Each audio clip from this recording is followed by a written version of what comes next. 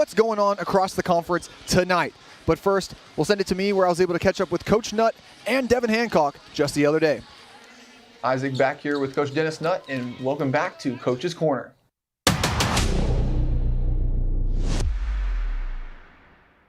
And Coach Nutt, coming into this game against Harding, you guys have had a great start to conference season. You took care of business against UAM the other day, and now you have a Harding team that sits at 4-0 in conference play. Most likely your biggest test of GAC play. What's the look going into this one? Yeah, no doubt about it. Our biggest game thus far. Harding is a really good team. They're very aggressive, great offensive rebounding team.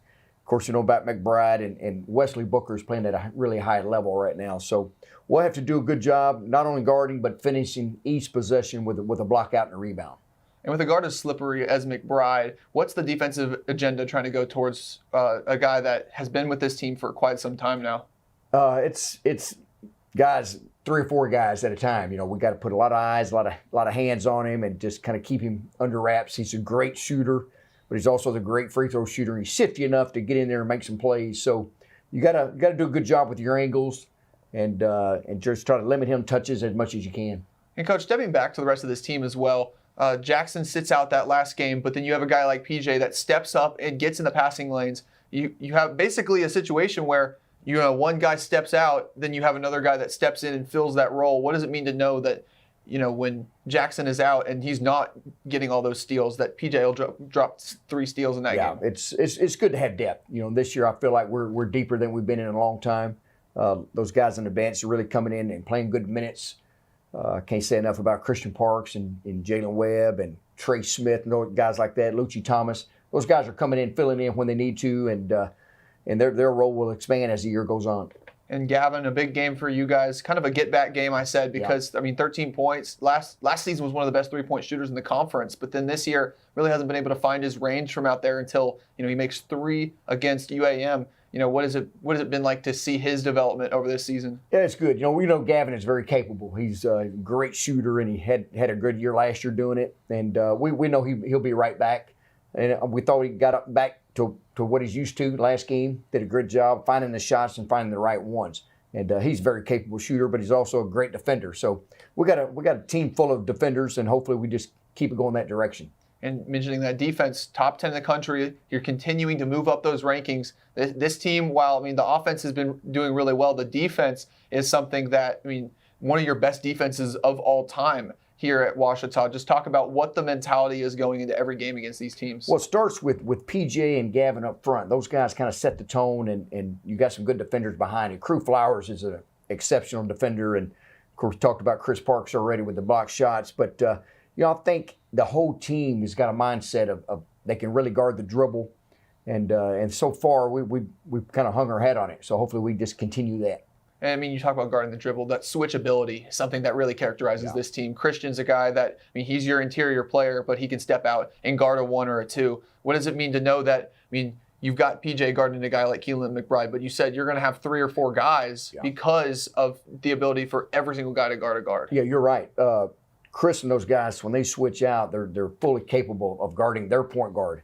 So when you have that capability, you makes your defense go to another level, and we also our help side has been really good. So there's a lot of things that go into it, but it's it starts with guarding the ball, guarding your yard of that basketball player, and with all your help side built in, you got a chance to have a good night. And Coach, the big question in the room, Jackson obviously sat out against UAM. What's his condition looking like this week, and can we expect to see the full Jackson Conley coming in Thursday? Yeah, he got cleared Tuesday officially, so he's back. He'll be a little winded. We might need to watch his minutes tomorrow, but he's such an energy guy. We'd love having him back on the floor. And finally, we'll go back to this Harding game.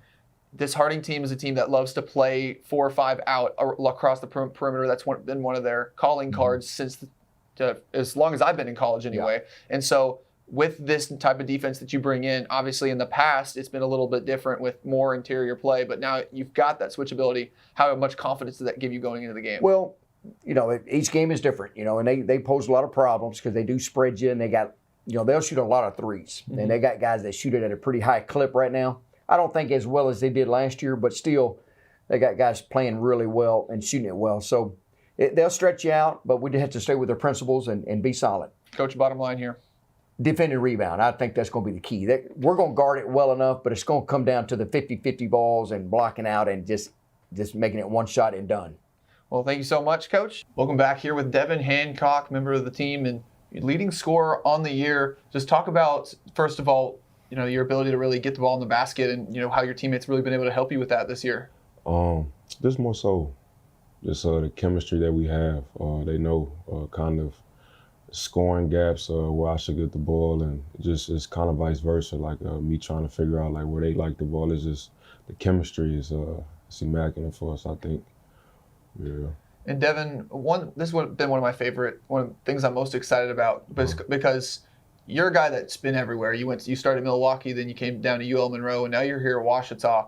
And just kind of seeing your journey from all the way up there to down here. Just talk about what about Ouachita really got you excited to come here, and what has really helped you this season with that? The head coach, of course, is his resume is pretty nice, and just the authenticity that was here when I visited. So I wasn't going to visit at first, and kind of my parents were just like, you should give it a chance. And when I got down here, it just immediately felt like home, and just the professionalism that they have about the program is kind of ran better than some of the programs I've witnessed. So it was nice. It was nice.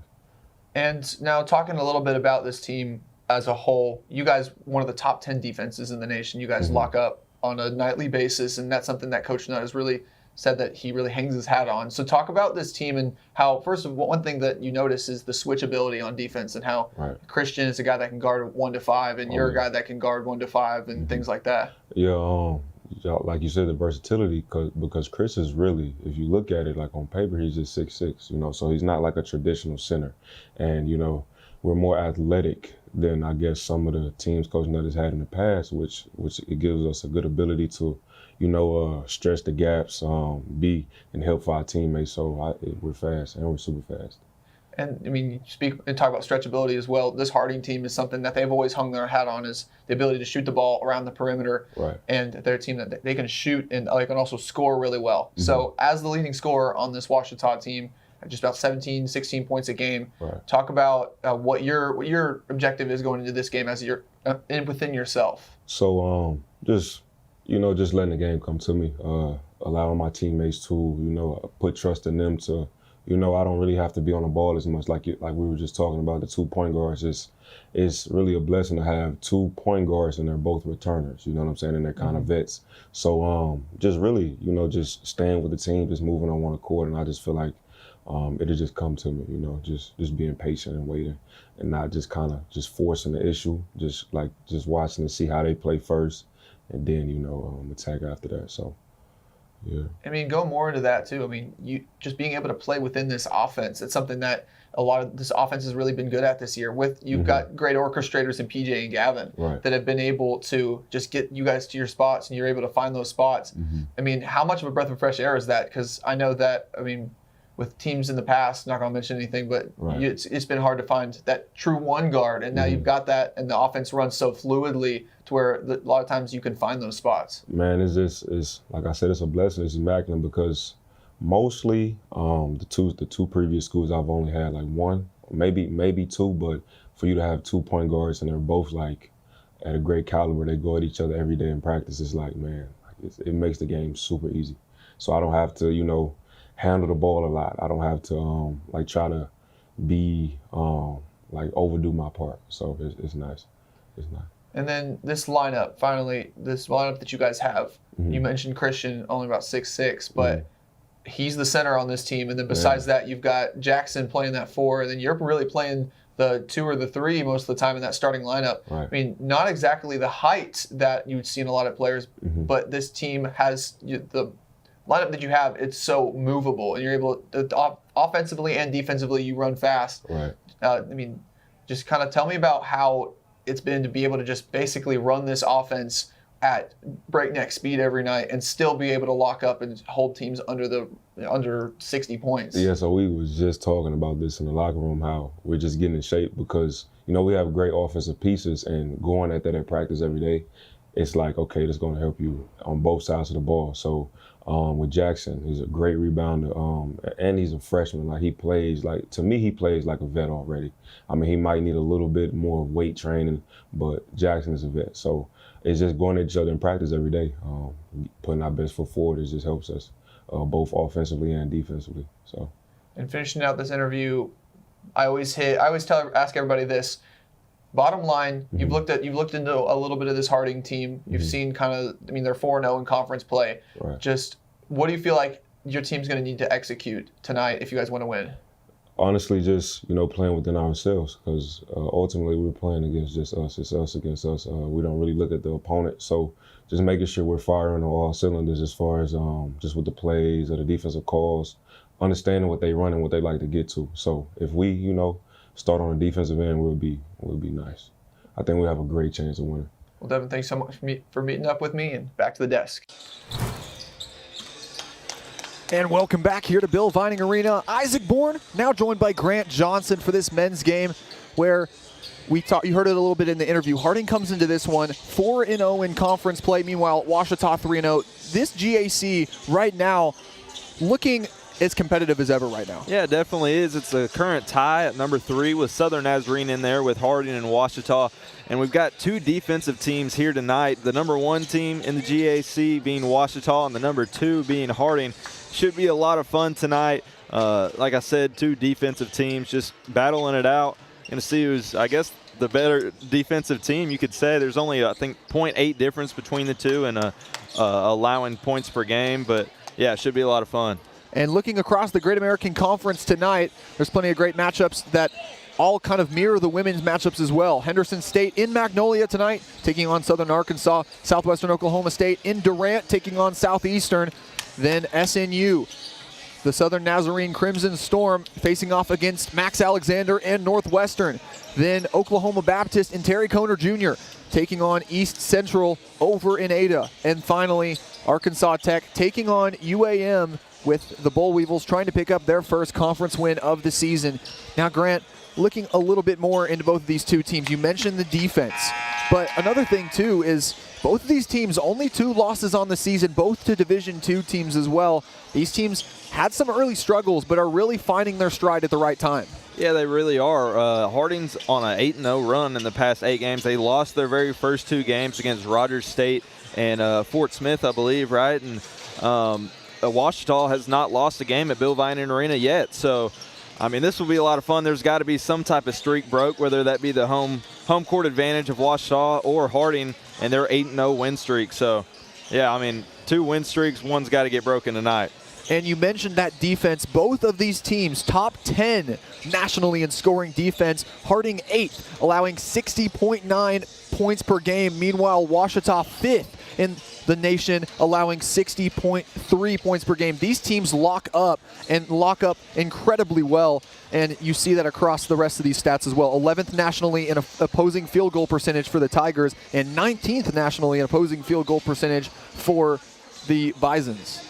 Yeah, if you look at all the numbers, I mean, the scoring margin, Ouachita's number 1 in the GAC, and guess who's number 2? Harding. I mean, it's just back and forth as far as defense, scoring margin, even rebounds. Harding at number 1 in the GAC for rebounds at 43.5 rebounds per game, and then you've got Ouachita at number 2, 39.4. It feels like every single number, every single stat is just neck and neck. Ouachita does have the better offense in the conference. They're ranked a little bit higher than Harding, but wow, what a between the legs dunk. That one caught me off guard in warm-ups over here for Harding. But, yeah, should be a lot of fun. Should be a defensive game. Yeah. And then looking at some key players on both of these teams, Ouachita, it's Devin Hancock. This dude, we talked to him just a little bit ago, averaging 15.8 points per game, 5th in the conference in scoring. Meanwhile, for Harding, it's Keelan McBride, the 4-year senior, native of Jonesboro, Arkansas. He's 2nd in the conference in assists per game, along with those 12.6 points per game. This Ouachita team, we mentioned the offense a little bit stronger than what we've seen from Harding this year, but right now it's 2 impenetrable shields going up against each other. It's going to be defense that really takes this one, Grant. It will be. And McBride scored 21 in his last game against Henderson, which was a big win for Harding. Yeah, I mean, just all the way around the floor. Harding with McBride, and then obviously Hancock coming from Louisiana Monroe. That's a good two players to look for tonight.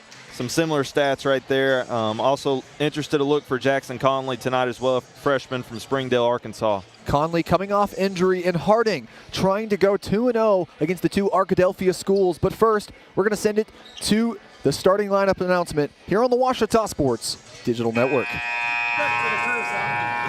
Tiger Nation, welcome to Bill Vining Arena for tonight's Great American Conference contest, featuring the Bisons of Harding University against your Ouachita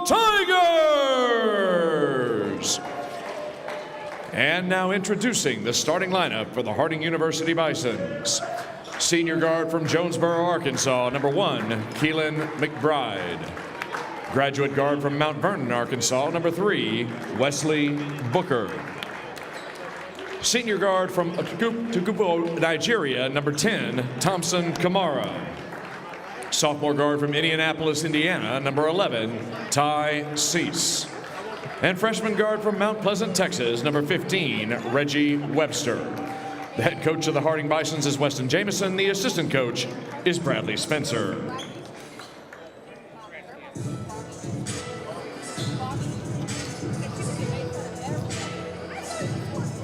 And now, Tiger Nation, let me hear you roar! This is the starting lineup for your Ouachita Tigers!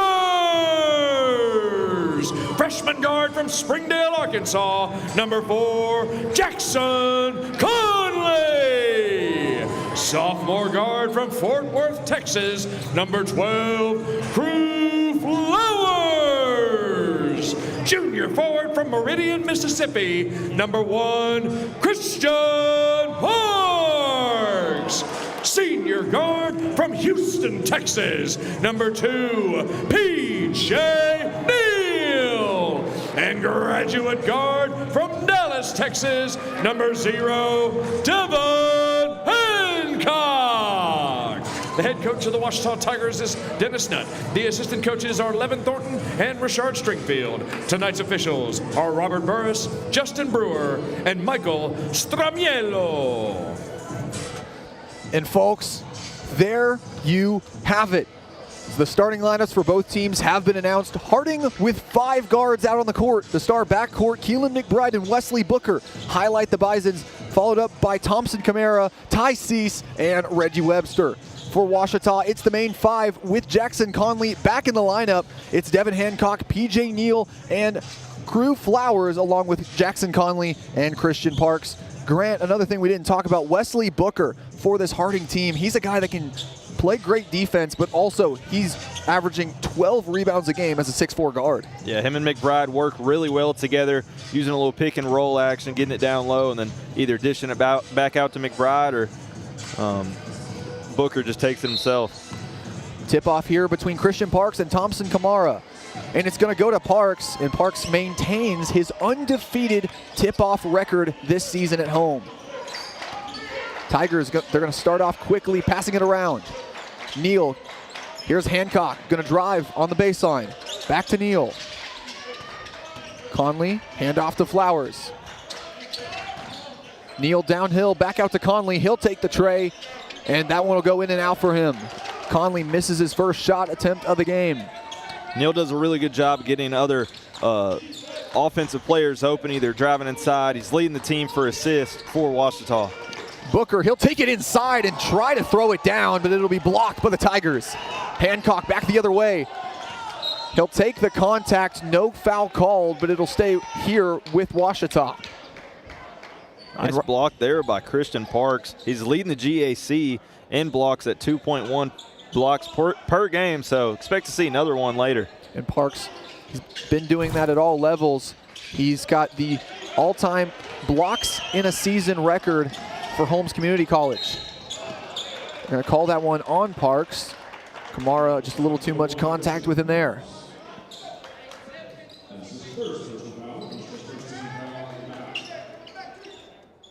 Still double zeros here on the scoreboard. Booker will take it out of bounds. Here's McBride. Here's Webster. Gonna take it in. Back out to McBride, 15 seconds on the shot clock. Now here's Kamara, he'll take the three. That one's no good off the front of the rim. Booker, good effort, and it's gonna go back to the Bisons on the reset shot clock. The refs are letting them play. I've seen a lot of contact between Parks and a few others. I think this one might get a little chippy. Here's Cease, he's picked up by Neal. 10 seconds on the shot clock. Now to Kamara. To the cutting McBride, and he's gonna make the fader from the baseline, and Grant, that's a tough bucket for him. Yeah, very tough shot. Shot clock winding down. Nice fadeaway over the top. McBride, he'll start the scoring in the game for both teams. Harding 1 for 3 on field goals already. Hancock open, Conley in the corner, and he knocks it down. Jackson Conley starts off 1 for 2 from deep. Nice job there by Conley, leaving him wide open. He missed one earlier, not missing that one. One thing you're going to want to look out for with Conley tonight is one thing they missed in that UAM game was Conley's ability to really get in the other team's head. We'll see what he does. Cease, the layup's no good. Battle for it up in the air, and Conley's going to draw the foul. Webster getting a little too physical on the inside. Yeah, very physical game early on. Refs are letting them play. Like I said, you'll notice pretty soon on these screens, now that I pointed it out, Harding likes to move a little bit on the screens, throw a little shoulder in there. I mean, just that physical basketball that Harding plays with. And we expected a very much grinded out game tonight with two of the top defenses in the nation. This one here, like I said, two impenetrable shields facing off against each other. Hancock, the left side drive, and they're going to whistle Webster on the foul.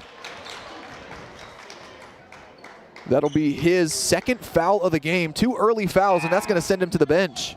Coming in for him, Reese Hipp, the transfer from across the street at Henderson State. And Grant, you got to imagine a guy with Reese Hipp. I mean, just coming back here to Arkadelphia for the first time this season and just being able to see everything. Out to Hancock, he'll take the open tray, and that'll be good for him. Devin Hancock starts the scoring for him today with a 3. Washita with 2 3-pointers back-to-back. McBride taking it down on Neal. Washita on a 6-0 run with 2 made threes. Booker, he's guarded by Conley. Over to Hipp, back out to Booker. He'll take the 3. That one no good off the front of the rim. Hancock on the rebound. Neal back out to Hancock. Neal, he'll drive baseline, and he'll get it to Conley in the corner, and just can't finish the play. Great look that time by Neal, though.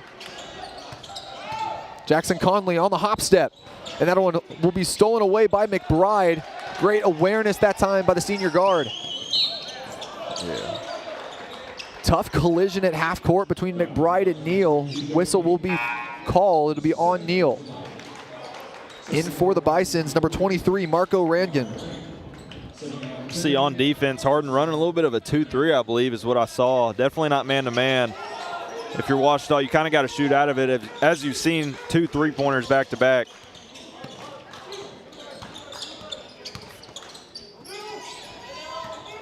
Here's Cease driving on Hancock. The spin, and it's blocked.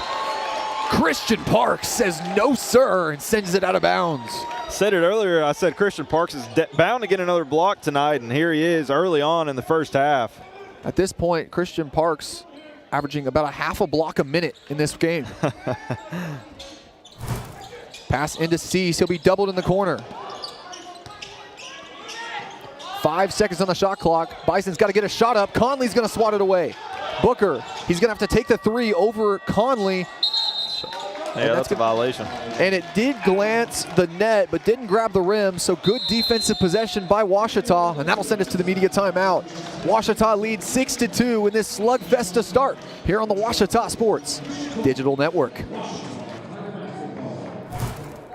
Isaac back here with Coach Dennis Nutt, and welcome. Turner Rogers Manning and Plyler CPA is a longtime supporter of the Arkadelphia Public School District. Turner Rogers Manning and Plyler has established a reputation for providing clients with outstanding services that include auditing, accounting, and tax and business consulting. Contact Turner Rogers Manning and Plyler today at 870-246-4563 or by visiting them at 305 Professional Park Drive in Arkadelphia. Turner Rogers Manning and Plyler says, "Go Badgers!"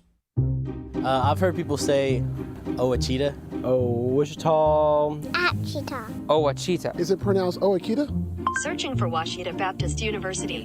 Back in Texas, everybody pronounces it Wichita, but really, it's Washita. Washita. Washita. How would you pronounce it? Washita. Washita. It's Washita Baptist University. Get it right. It's Washita, people. It's Washita. Washita.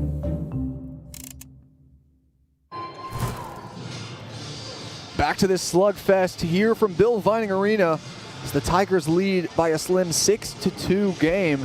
And so far in this one, it's literally been 2 made threes and 1 made bucket for Harding. Not really much to talk about in this game where it's just been defense all the way. No, not a whole lot, and that's exactly what we expected.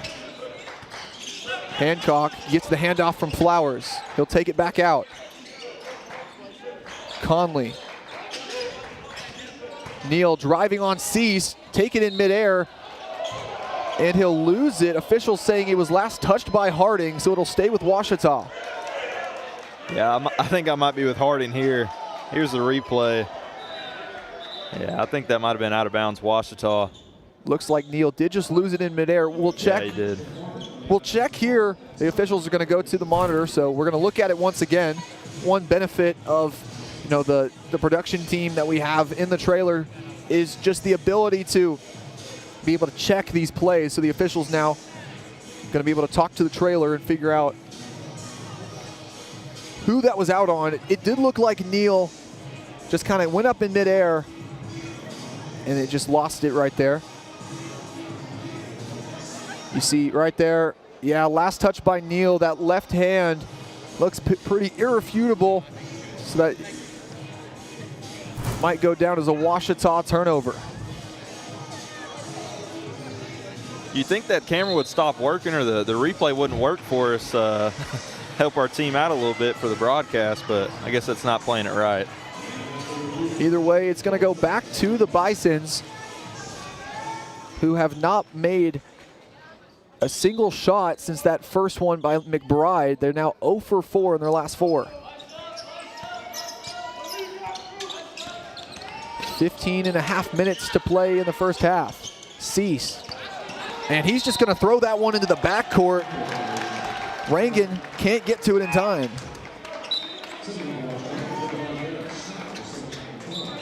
So a turnover for Harding. Coming in for the Tigers is Gavin Snyder. And you heard Snyder mentioned a little bit earlier in that interview with Devin Hancock. Snyder, one of 2 play initiators on this team that have, been with this team for a while. Snyder in his 3rd year with the Tigers, meanwhile Neal in his 2nd. Into Parks, and he's just gonna lay it in with a soft touch. And you saw me get a little excited there, but Parks just wants the 2 points there. Yeah, I wanted Parks to bring it home there, but 2 points is 2 points. Here's Booker. He's picked up by Conley.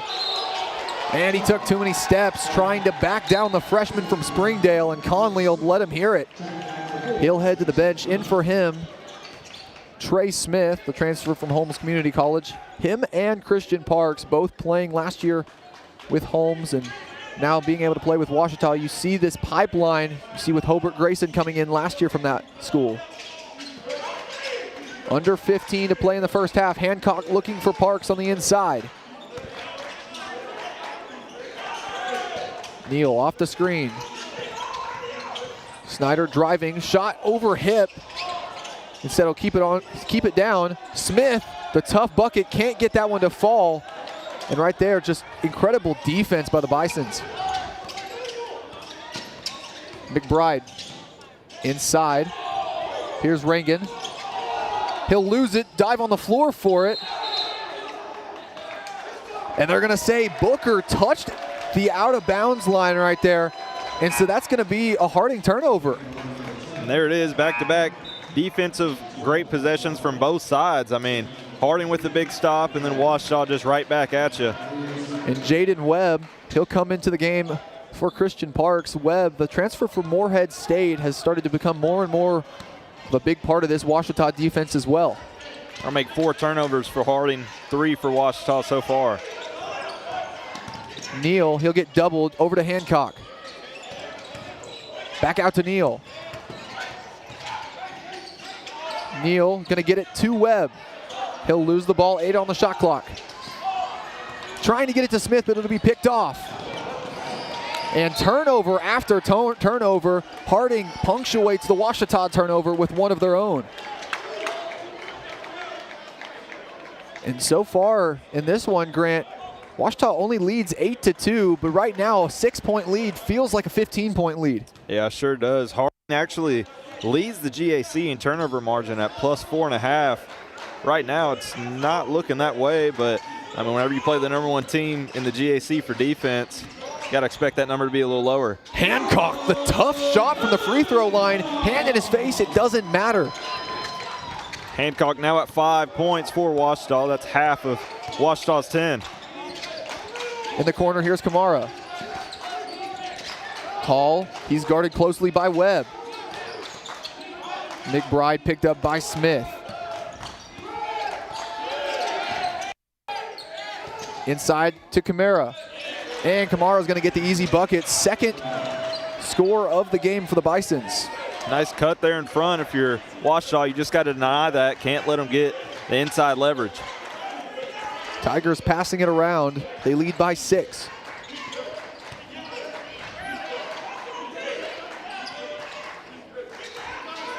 Hancock, he'll drive. He'll take the contact. He'll decide to go ahead and throw it down anyway. Why not? Foul on the floor, so those 2 points don't count, but I'll count them in the style factory. Maybe bring the temperature up in here a little bit. Ryder McConnell coming in for PJ Neal. McConnell, he's been a good 3-point shooter for the Tigers this season, transferring in from Northeastern Junior College. Officials calling a bit of a pause here. We'll see what they're talking about.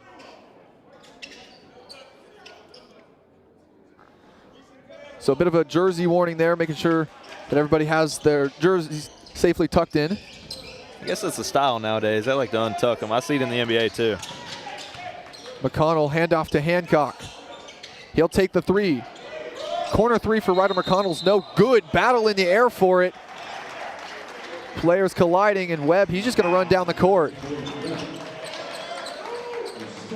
You see who the foul was called on. There was a lot of colliding bodies in the air there. Coming in for the Bisons on that last possession, looks like it's Wesley Booker. McBride looks to be in a little bit of pain. You can see it on that left ankle, I believe. Yeah, tough fall for him on that last play. Had 6'10" of Jaden Webb falling on top of him. 12.5 minutes to play in the first half. McBride looking for a teammate. Hancock on the break. He's gonna sky and throw it down. What a slam by Hancock and all his teammates with him. He cocks back and throws it down, and that's gonna send us to a break. Ouachita leads by 8, and we'll be back on the Ouachita Sports Digital Network.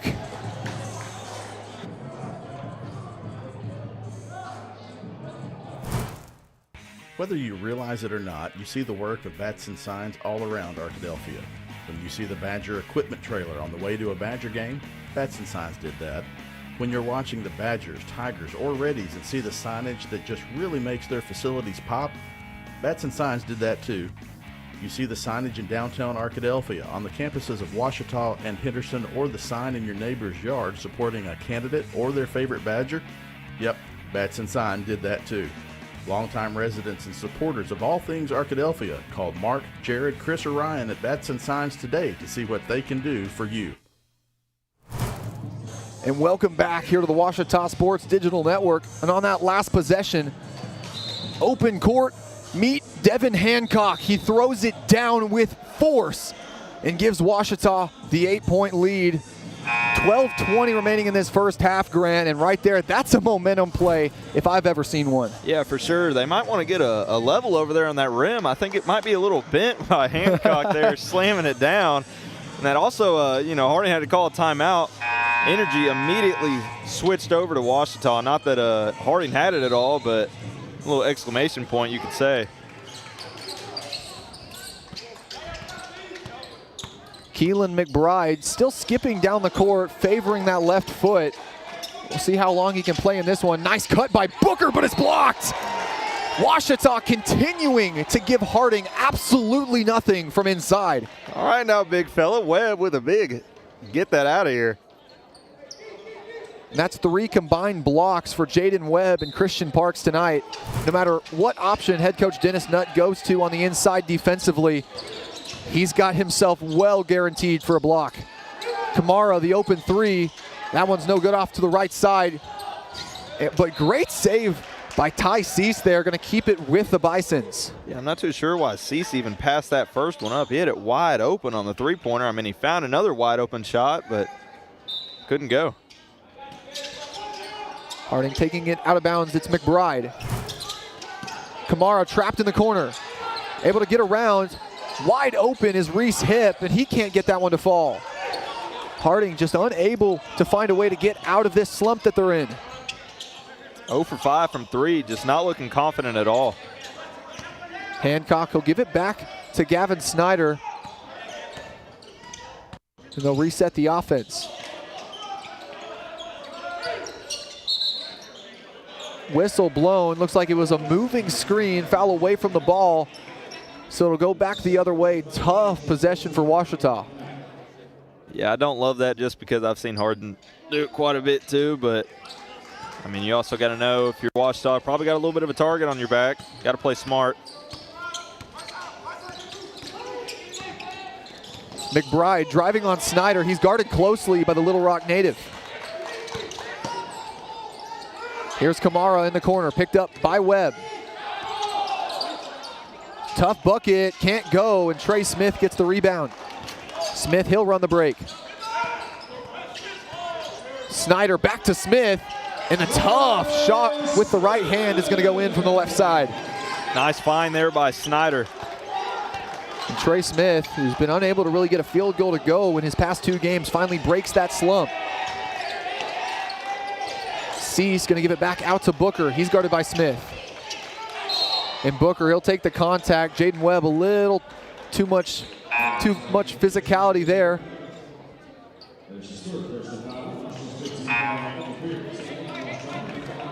And on that last possession, you see Trey Smith give it to Snyder, and Snyder says, hey, you can have it right back on the give and go.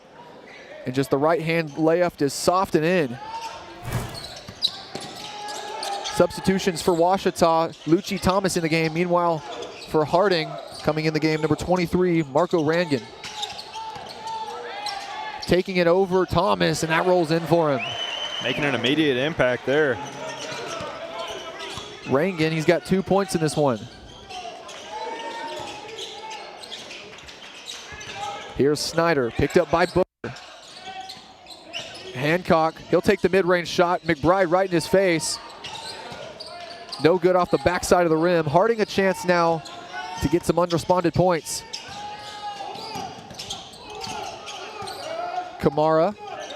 Webster guarded by Hancock. Nice find to Booker, and Ryder McConnell, the hard foul, and that's going to send Booker to the line. Wesley Booker, he's had some great opportunities on the inside. That time, though, absolutely hacked on his way up to the rim. He looked like he rose up like he was going to slam it down. Look at that. And Booker, I mean, if you've seen him before, you know that he's one of the best high flyers in this conference. So in this one, yes, you're not going to see too much offense, but a lot of the offense that does happen between both of these teams, it's going to be up in the air, and it's going to be going down with some physicality. Crew Flowers into the game for Devin Hancock. Harding is ranked number 1 in the GAC for free throw percentage as a team at 78%. Booker knocks them both down. The Ouachita lead cut down to 6.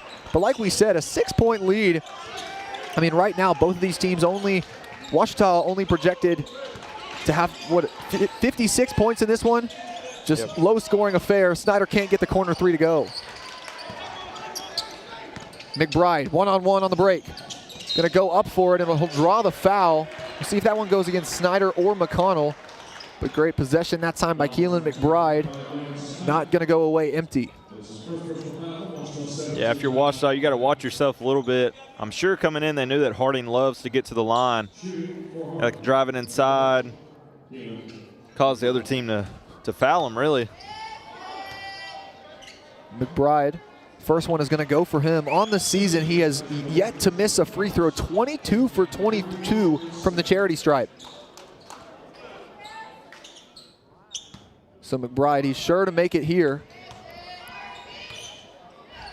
That one's up and good for him.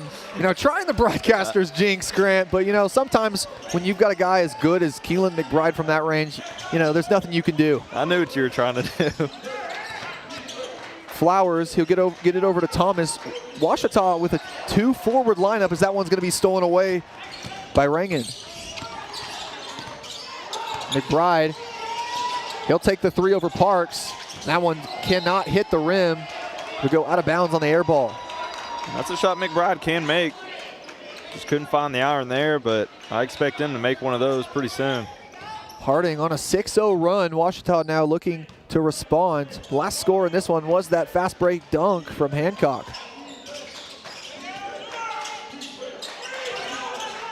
Snyder will get the screen from Parks over to Thomas. Here's McConnell. Back to the rolling Thomas, and he just barely cannot get that dunk to go. And I thought right there we'd have another highlight moment, but instead, Lucci Thomas is going to head to the line for two. Man, I stood out of my chair. I was ready for that. 1, 2. Oh, just missed it.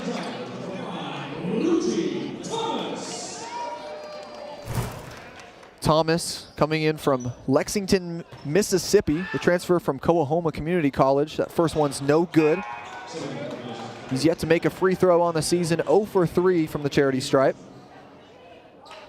Thomas started off the year with a little bit of a hand injury, so has just been a recent addition to the lineup.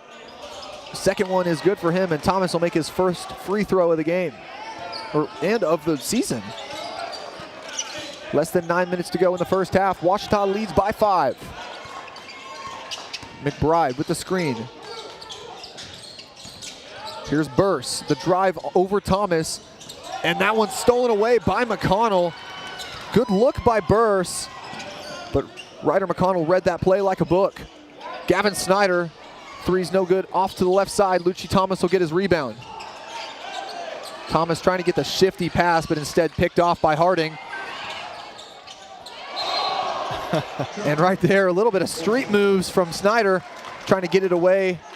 Looked like right there he was trying to get it back to Lucci Thomas, but saw the defender and just kind of second-guessed himself. Yeah, I mean, just steal after steal all over the place. We've got Harding at 7 turnovers and Ouachita at 8. Yeah, there's a spin move, try to get it back to him, but was all up in the passing lane. Here's McBride back down the court, still favoring that left foot. Here's Ornette Gaines. This is his first bit of action in the game today. McBride looks like he put an elbow to Snyder. He'll miss the three, gets his own rebound. The fading mid-range shot is good for him, and Keelan McBride, great effort, takes that possession all up to himself. Snyder wanted the wraparound. He thought that McBride kind of used his hand to get past him, but no call and a good shot. His Crew Flowers, he's yet to score. Can't get the mid-range shot to go, but Christian Parks, he'll take it right up and put it back in. The big man looking really athletic there. And Parks, one thing everybody knew coming into the season is that he is athletic, but one thing you also see from him, besides the athleticism, is just his ability to just switch off of screens really well. That time, though, they get him up in the air, and that's going to be a nice, soft layup for Harding. Real nice move there. The fake and then a little Euro step inside. We're within 3. Next dead ball will be the media timeout. Ouachita looking to go into that with some momentum. McConnell And that one's going to be last touched by Ouachita, so it'll go back to Harding following the media timeout. We're going to stay right here for just a second.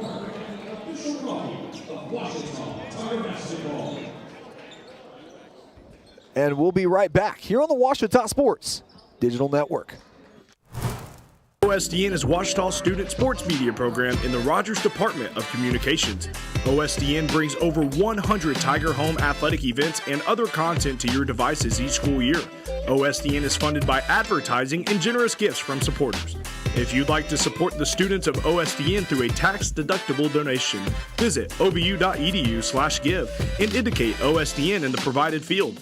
If your business would like to advertise on an OSDN broadcast, email us at osdn@obu.edu. Thanks for watching, and go Tigers! Victory doesn't just happen on game day. It's earned in the sweat, the silence, the prep. No crowd, no lights, just focus. Because when something unexpected happens like an accident, you need a team that's ready. I've been fighting for clients for over 30 years. There's a reason we're still in the game. And at Taylor King Law, we don't just show up. We win. On your side, by your side. The winning side.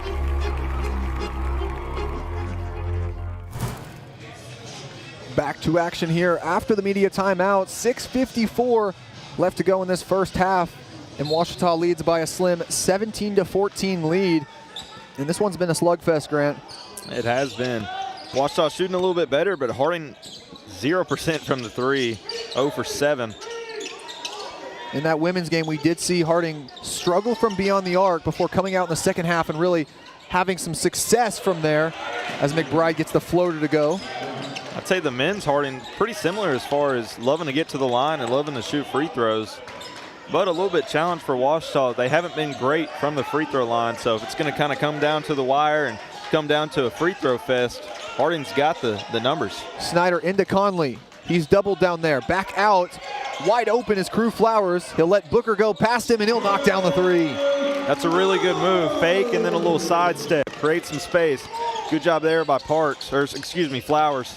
Flowers starts his scoring for the night with a three.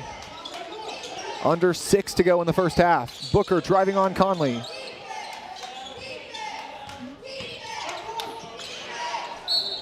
And that one is called on Flowers. Cease went up for it. And just a little too much contact, body on body there.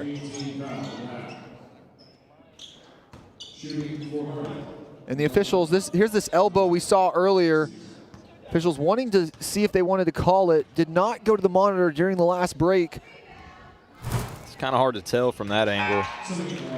And Snyder was able to get back in the play, so I no doubt that definitely had something to go into it as well if he didn't really take too much damage himself.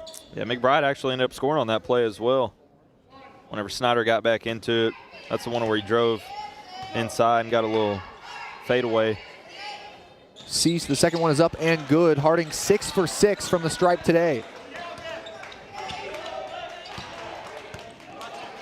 2-point lead for Ouachita. Harding has made all 3 of their last 3 baskets as that's another turnover. Bison, a chance here. McBride, he's picked up by Neal. Neal will switch on to Booker. Here's Kamara. Booker back into Kamara. And right there, nice pass if it were going to Kate Perrin, our camera operator over there, but unfortunately, Kate is running the camera. 9th turnover for Harding.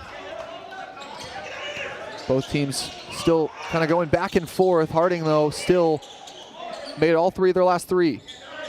Flowers inside, nice little hop step, and he'll roll that one in.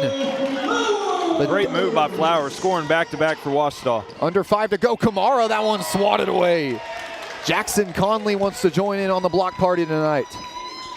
Gotta love how Jackson Conley plays. I feel like he's just all over the place. You know, he's not the leading scorer, he's not the leading rebounder, but he's, I believe, number 2 for both of those. And here he is with a big swat. Also leads the GAC in steals per game and top 5 in the nation in that regard as well. Booker, the 3 rattles out for him. whistle on the inside. It's going to go against Ouachita, so it'll stay here. Harding remains 0 for from the three-point stripe or line. Rangan, he'll come in for Kamara. See who they whistle on that foul. Looks like it might have been Conley. It'll actually go against Hancock on that one.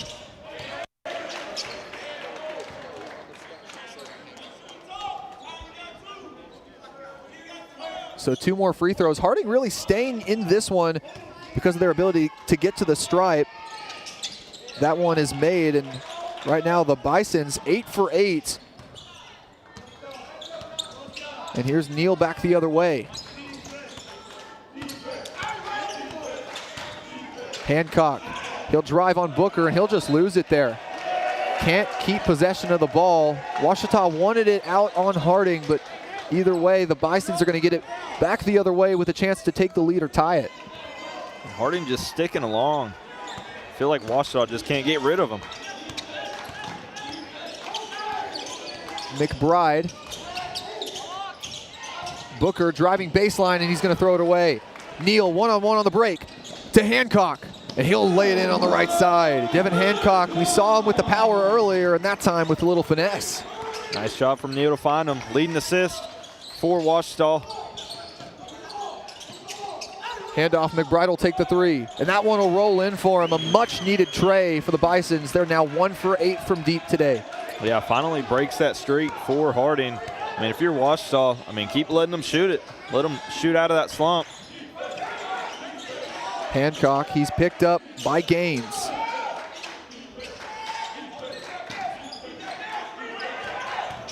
He'll drive, and nice dish off to Neal, and he's gonna get the shot to go. PJ Neal's gonna head to the stripe for one more, and oh my goodness, what a play to send us to a break. PJ Neal gets the tough bucket to go on the inside, and Ouachita, they lead 26-23 here on the Ouachita Sports Digital Network. Victory doesn't just happen on game day. It's earned in the sweat, the silence, the prep. No crowd, no lights, just focus. Because when something unexpected happens like an accident, you need a team that's ready. I've been fighting for clients for over 30 years. There's a reason we're still in the game. And at Taylor King Law, we don't just show up. We win. On your side, by your side. The winning side. Owned by Ouachita alumni, Java Primo Coffee House, Cafe, and more in downtown Arkadelphia is a must-stop for everyone. Stop by in the morning for fresh coffee, a specialty coffee drink, or a full breakfast. Come back at lunch, or in the evening for burgers like the Primo Burger, the Pulled Pork Burger, or the Mac and Cheese Burger. Maybe it's a salad, a wrap, a quesadilla, or one of our varieties of pizza. And don't forget to top it off with a sweet treat that puts the cherry on top of a great meal. That's Java Primo on Main Street in downtown Arkadelphia.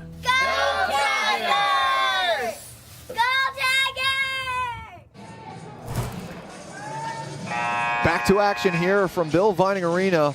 Before the break, PJ Neal, what an incredible hanging layup on the left side off the dish from Devin Hancock. And he took the hoop, and he also the harm, so he'll go to the line for one more. On the season, Neal shooting 66.7%. Can't get that one to go, and the rebound will go to Cease. 3-point lead for the Tigers. Harding, with a made 3, has a chance to tie it up here. McBride picked up by Flowers. Taking it inside. Back out to Gaines. In the corner, here's Hip.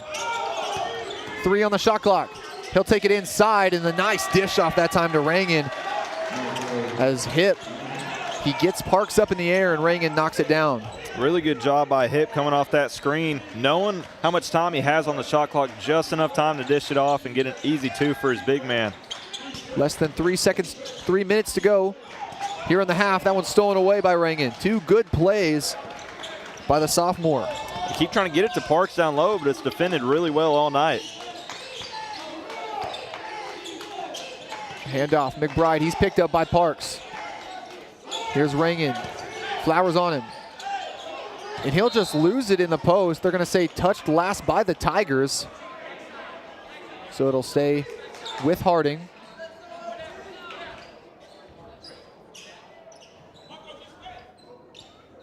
.233 left to play in this first half.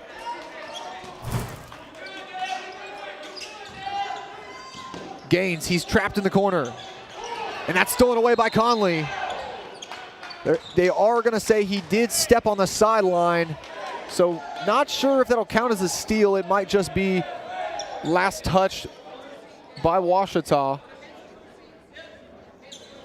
You see there, just hit the sideline there, barely unable for Conley to turn that into 2 points on the other end. Ouachita played that really well. I want to say that that's some film room study right there. Knew what play was kind of coming. Trapped right off the pass. Pass into McBride. New shot clock for the Bisons.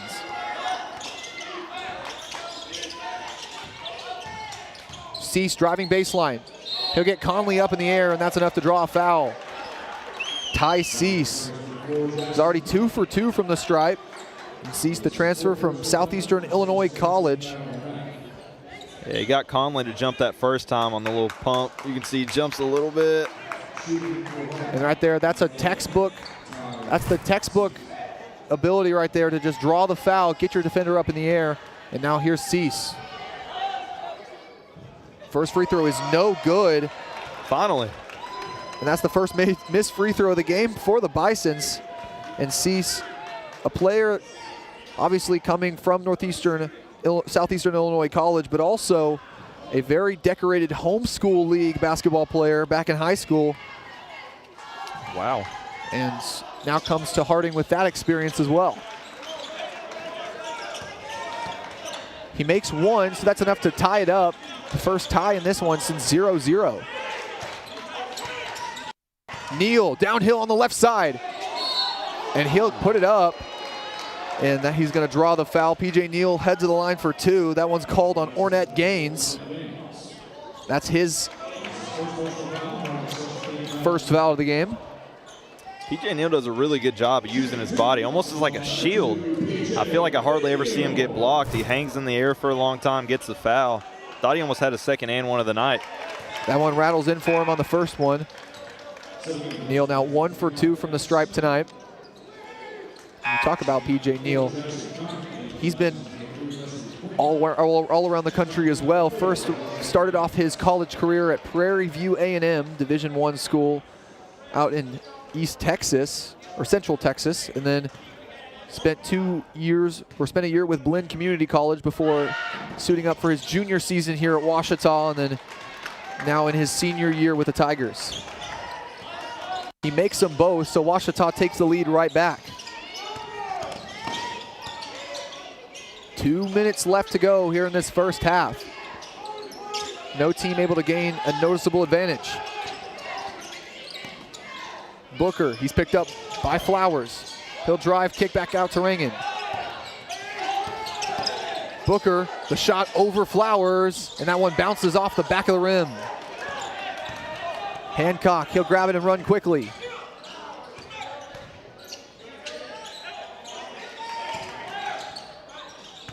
Hancock driving middle. That one's blocked. Looks like Rangan got a hand in there as Hancock trying to draw the contact. And right there, maybe a little bit of a revenge foul there as Hancock just trying to foul McBride. Harding in the double bonus, so Keelan McBride will head to the line to take 2. Yeah, I think it was just kind of mad at the situation. You almost take it out on the foul there, but got to be smarter than that. I mean, giving up a foul. He's at 2 personal fouls so far in the half. Jackson Conley coming in the game for Hancock. He'll head to the bench. And 2 fouls for 3 different players for Ouachita. Jaden Webb, Devin Hancock, and Gavin Snyder all playing with 2 of them. And McBride continues his perfect streak from the stripe, knocking them both down. Back to a tie game. 1:15 remaining in the first half. Conley. Flowers rolling around. He'll escape back to Parks. The tough bucket, and that's all covered by the Bisons. Right there, ceased the effort trying to jump out of bounds and give it back to his teammates, but it'll be out of bounds, staying with the Tigers. But right there, Christian Parks, Harding's defense just getting all over him there. Yeah, great defense. Only 8. Sorry, I guess they reset the shot clock for him. Thought it was going to be 8. Flowers in the corner, can't get that one to fall. Conley, the tough rebound. He'll draw the contact. No foul on the play, but he'll still get the 2 to go. 40 seconds left. Nice job by Conley. Right place, right time. Here's McBride. He's played every minute of this first half for the Bisons. About 14 seconds between shot clock and game clock. Harding's going to try to hold it here. 5 on the shot clock. McBride driving on Neal. He'll pull up, the step through, and can't get it off the front of the rim. Ranging that one swatted. Christian Parks swatted that one away, and the shot clock did go off, but McBride did hit the rim on that shot. So the shot clock does reset. Coach Nutt for Ouachita did want the shot clock violation, but in that instance, can't really argue with the hitting of the rim there.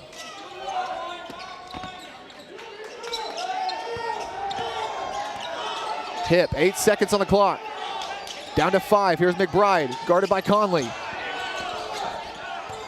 Hip, he'll take it at the buzzer. And that one's no good. And heading into the locker room, Ouachita leads 30-28 in this absolute grinder of a game. Yeah, it has been so far. That was a great look there for Harding, but they just can't seem to get it to fall from beyond the arc. Great defense all the way around. We've got 10 turnovers for Harding and 14 for Ouachita. Exactly what we expected, just a straight dogfight. And coming up next, here for the Domino's halftime show, we'll have some Christmas songs, and we'll have the Java Primo game summary and stat recap. But first, we'll take a quick break, and we'll be back here on the Ouachita Sports Digital Network.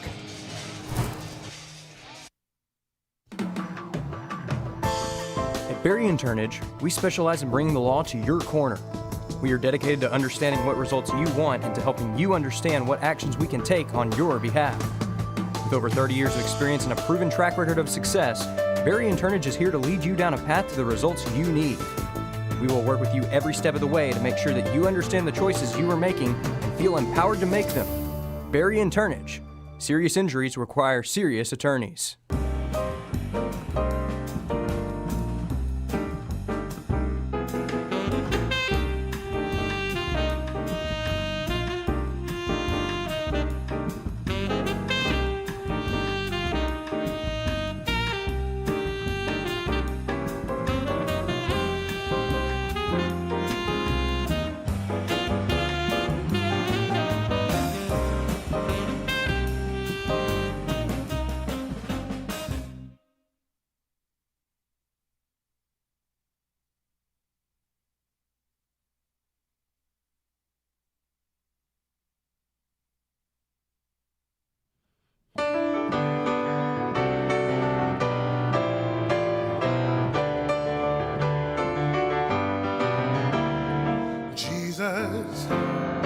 Jesus, oh, what a wonderful child.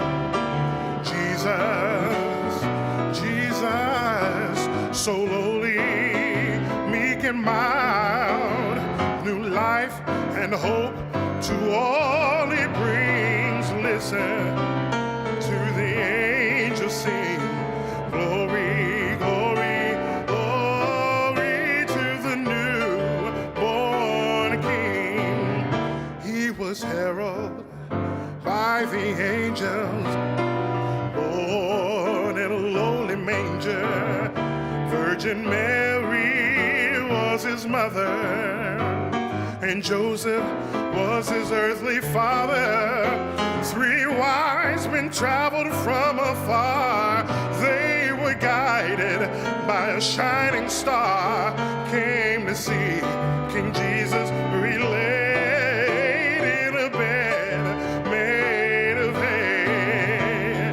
Jesus, Jesus, oh, what a wonderful child.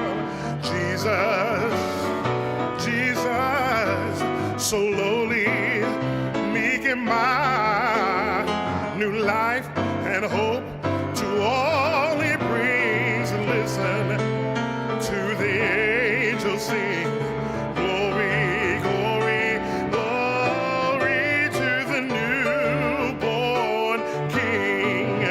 He was heralded by the angels, born in a lowly manger.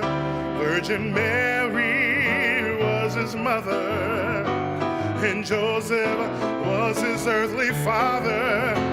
3 wise men traveled from afar.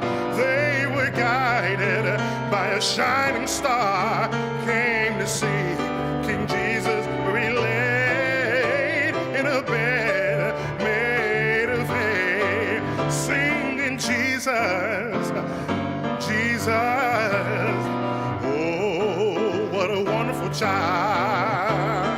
Jesus, Jesus, so lowly, meek and mild, new life and hope to all he brings. Listen to the angels sing, glory, glory, glory to the newborn King.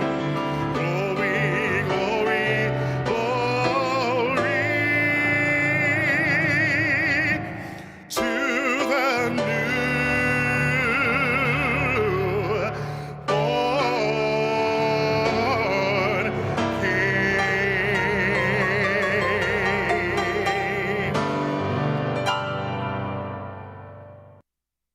Hey there, Ouachita, it's Barrett Baber, and I just got one thing to say. 1, 2, 1.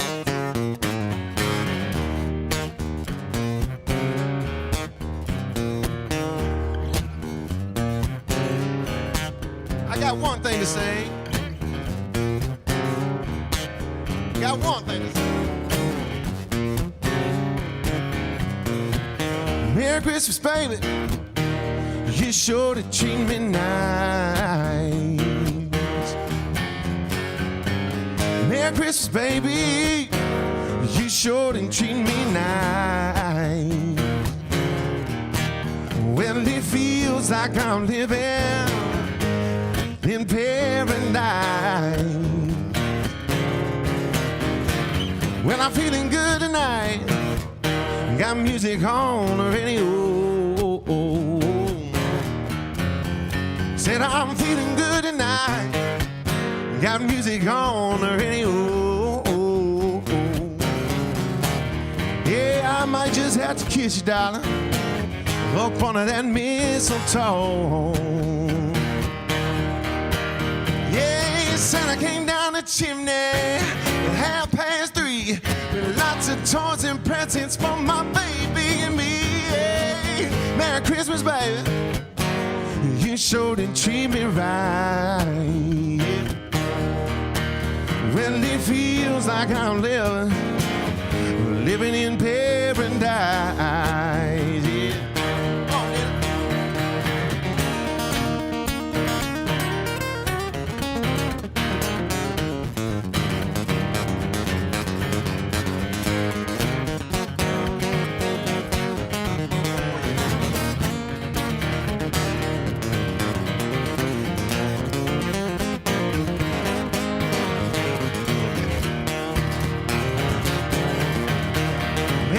Santa came down the chimney at 3:30 with lots of toys and presents for my baby and me. Yeah.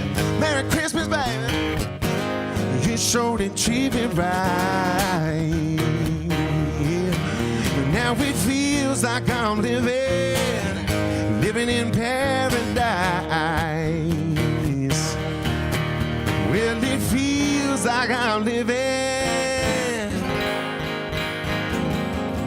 a Christmas paradise.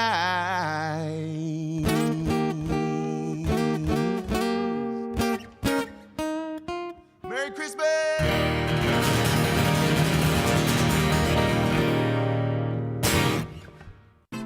Let Domino's cure your cravings by ordering online, calling us at 246-3131, or dropping by and seeing us on Pine Street in Arkadelphia. Join Domino's Rewards and begin earning rewards in just 2 visits.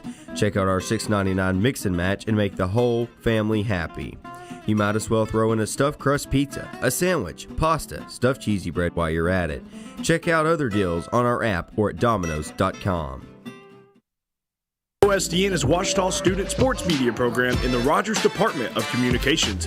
OSDN brings over 100 Tiger Home athletic events and other content to your devices each school year.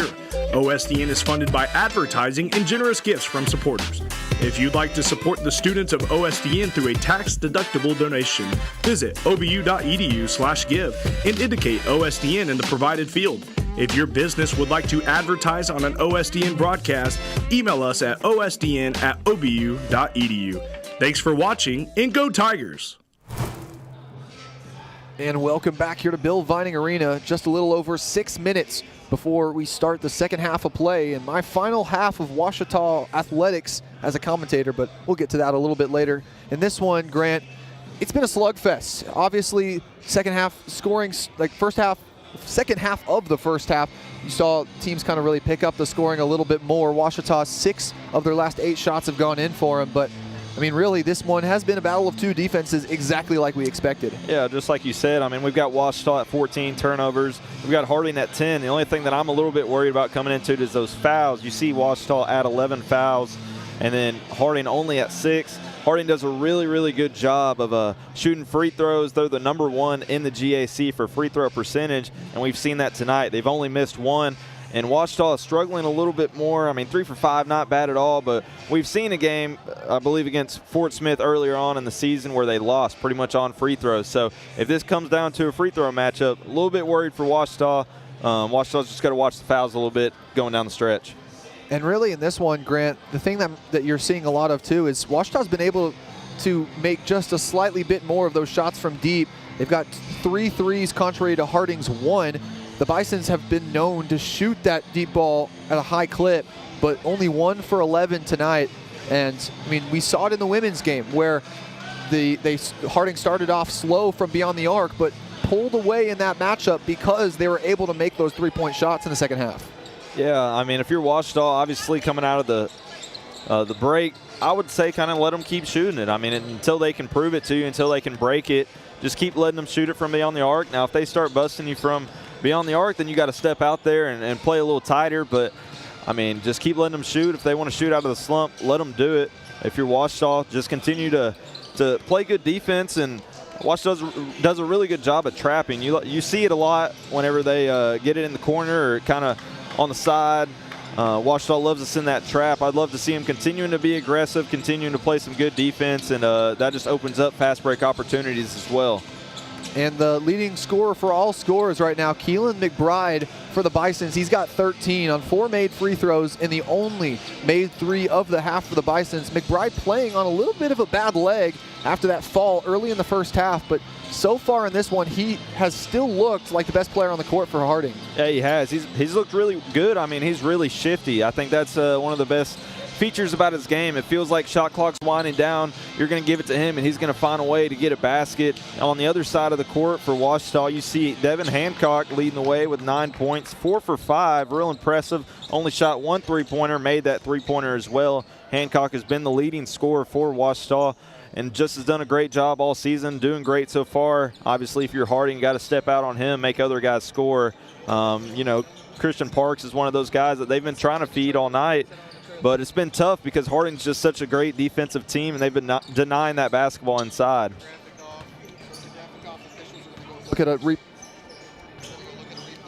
officials now going to look at a replay to start off the half. Want to check and see just to make sure this one is officiated the correct way. I'd be interested to know what they're looking at. Here's some replays. but it's been a good fight so far, a good defensive match. Ouachita 6 of the last 8, and Harding on a little bit of a drought, has not scored in 3 minutes and 10 seconds. Obviously, big break since scoring if you include that halftime. Officials here looking possibly at a clock thing. We'll see what they see after that. I mean, that collision is what they're looking for. I believe it's the shot clock on that one. So looking to see who the block was on that last play so that the stat trackers can make sure to credit that one to the right player.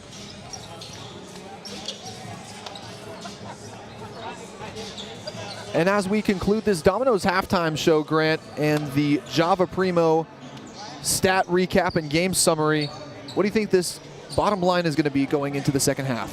Yeah, I mean, like I said earlier, if it's going to come down to a free throw war, then Harding's going to get the best of them. If you're Ouachita coming out into the second half, you just got to play a little bit smarter.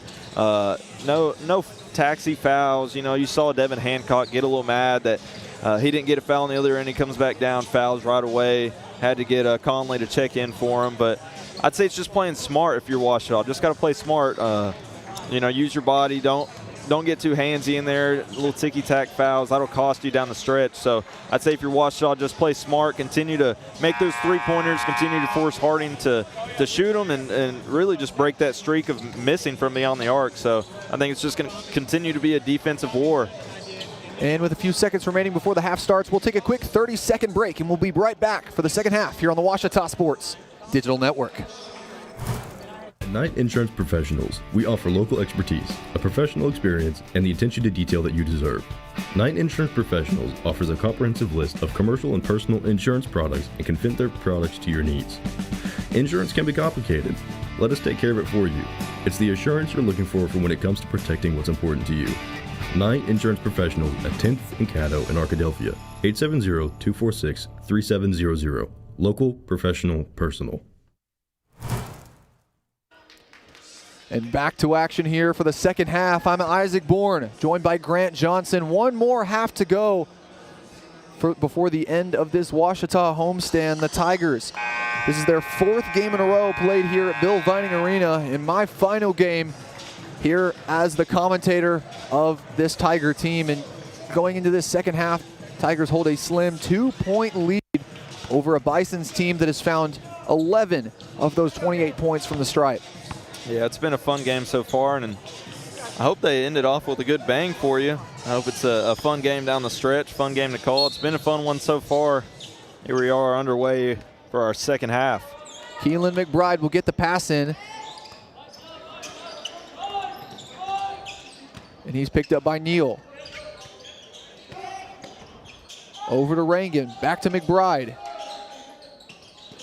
Rangan, he's backing down Parks. Shot up over Parks, and the hook shot's no good off the front of the rim. Here's Hancock. Corner is Flowers.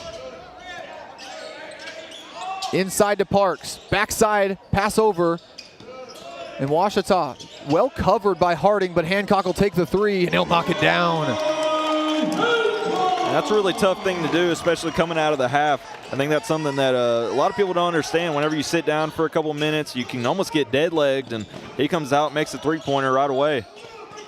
McBride, he'll get it over to Cease. He's guarded by Hancock. Rangan, hand off. Now to Booker. He's guarded closely by Conley, whistle blown. Conley, a player that we've seen time and time again this season. He'll get in an opponent's head, and right there, called for the reach-in foul, but Conley still continuing to hound Booker today. No, I really love how Conley plays. I think we're pretty lucky here at Ouachita to have him. Freshman guard, I expect a lot of things out of him in years to come. Wesley Booker being guarded by Conley is 1 for 7 this evening. McBride off the screen, and he'll take too many steps. That's a turnover for Harding. And Ouachita a chance to go up by a little bit more. They lead by 5. Yeah, it feels like Ouachita so far just couldn't really break away. Never really just got out to a big lead. See if they can do it now here in the second half. Neal handoff to Conley, now to Hancock. And Neal, here's Hancock, shallow corner. He'll take the foul. Foul called on Rangan. Right there, you see Hancock driving on him, and then that one will be on the floor. Actually, it'll be on Booker. Wesley Booker, that's his second foul of the game. Excuse me, his first foul of the game. Neal into Hancock, will take it off the inbounds. That one's no good. PJ Neal tries to get on the rebound, but it'll go back to the Bisons. 18.5 minutes left to play in this one. Here's Cease, picks it up, and Flowers takes it away. Neal on the break, one-on-one. Now to Hancock, and the soft touch on the right side goes to Devin Hancock for 2. And there it is, Ouachita playing fast. Devin Hancock has scored all 5 points in this half as Christian Parks once again denies it at the rim. Makes Ouachita's 5th block of the night. Parks is 3rd. And Neal going downhill, whistle blown. And it's going to be against Ouachita. And momentum stopped right in its tracks. Confused where the call was. I think it might be on Parks whenever he's coming downhill. Maybe a charging. You see Neal right there. Yeah, Christian Parks runs right into Ornette there. Just a little too much physicality. Guess not a charging, just off-ball foul. McBride trying to get it to Booker, but still face guarded by Conley. Pass over, and that one's back to Booker, able to keep it from going out of bounds. Under 10 on the shot clock. Ornette over to McBride. The tough shot over Neal. That one's good. Keelan McBride notches his second 3 of the game. Hey, I said if you're Ouachita, you let them shoot, get out of it, but coming out of the second half, first three-pointer, bang. Harding cuts the lead back down to 4.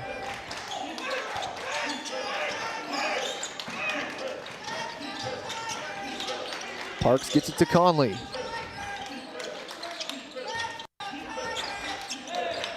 Neal picked up by Cease. Takes it inside and hangs in midair. PJ Neal notches 2 more there. Neal does a great job of getting downhill and using his body, as we saw earlier in that first half, just using his body as a shield. Quick and easy too. Cease driving on Hancock. Kicks it back out to McBride. Handoff around the screen. Parks switching on him. And Rangan, he'll take too many steps, and PJ Neal, bit of a rug pull there, and that one's gonna go back to the Tigers. And PJ Neal channeling a little bit of Andrew Nembhard. Just rug pulls Harding right there, and it's gonna be a Ouachita ball now. Makes the 13th turnover for Harding. Handoff to Hancock. Neal, he's picked up by Hip. Cross court, Conley. Tigers moving it around. Hancock the 3, and he knocks it down. All laces for Devin Hancock.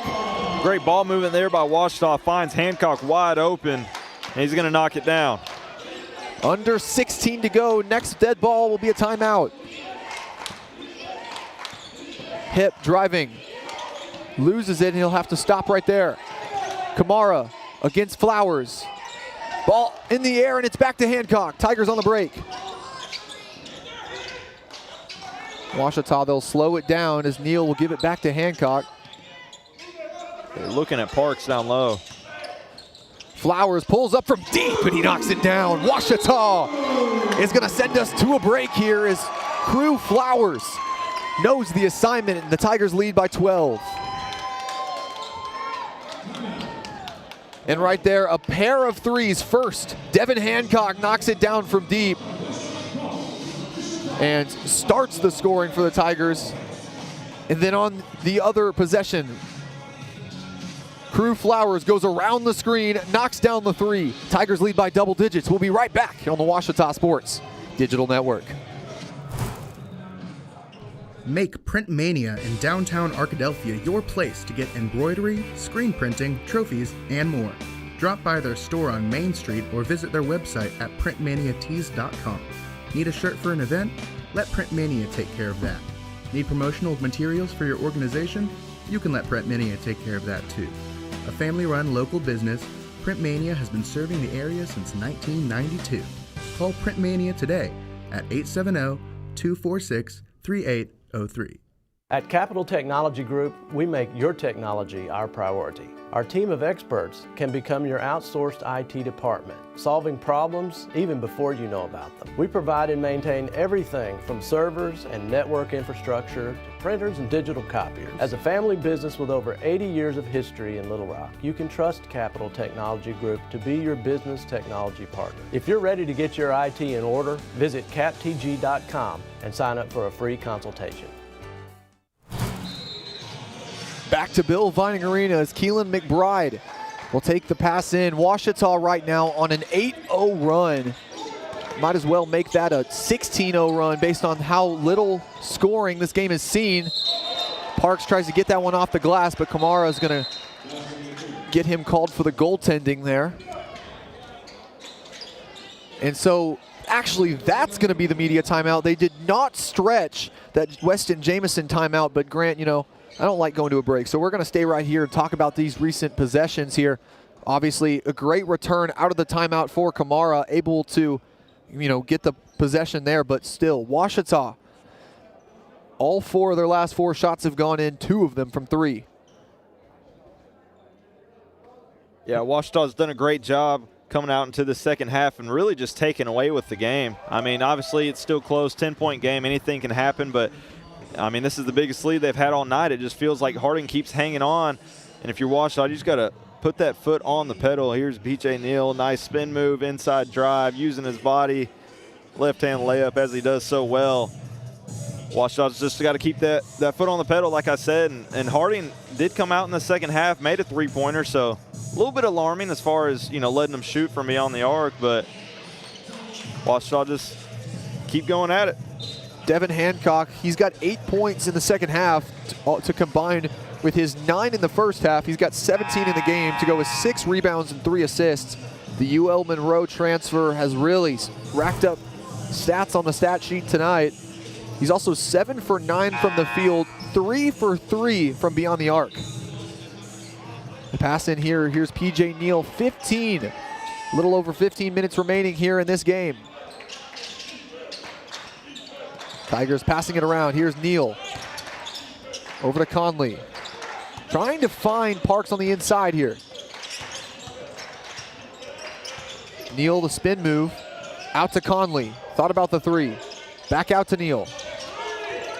6 on the shot clock. Over to Hancock. PJ Neal, he'll have to square up for the 3. That's no good on the far side. Battle for the rebound. And it's going to go to Conley.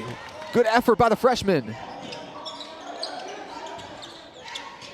15 now on the shot clock as they get the reset. Neal driving baseline. Inside to Parks, 4 on the shot clock. Loses it, somehow gets the score, and a scrappy possession for the Tigers is going to result in 2 more. Yeah, I felt like Harding did everything right. Parks has finally found a small little breakaway in the defense and took it. He's got 6 tonight. And right there, that's the type of possessions that you need to really take a team out of it. Harding plays great defense for 2 shot clocks, and still Christian Parks able to get the 2 points and come away with the score. On there, right there, foul called on Ouachita. Rangan coming into the game for Kamara. Ouachita now has double the amount of fouls that Harding does. 7-14. That one went on Christian Parks, and that's a tough one. That's his 3rd foul today. 2 more and he'll be disqualified. So both of Ouachita's big men, Jaden Webb and Christian Parks, with 3 fouls in this game. Out for 3, and that one's good. Reggie Webster is going to get in his first tray of the game. Perfect from beyond the arc. 2 for 2 for Harding. Earlier was McBride. Here's Hancock left side. He's picked up by Booker. Ouachita, they made 5 of their last 6. Hancock. 10 on the shot clock. Tigers need to look for a shot. He'll take one, and he'll knock it down. Devin Hancock continues his perfect streak from beyond the arc. He's 4 for 4 from out there. Give him 20 for Hancock. He's been great so far. Here's Booker, picked up by Parks.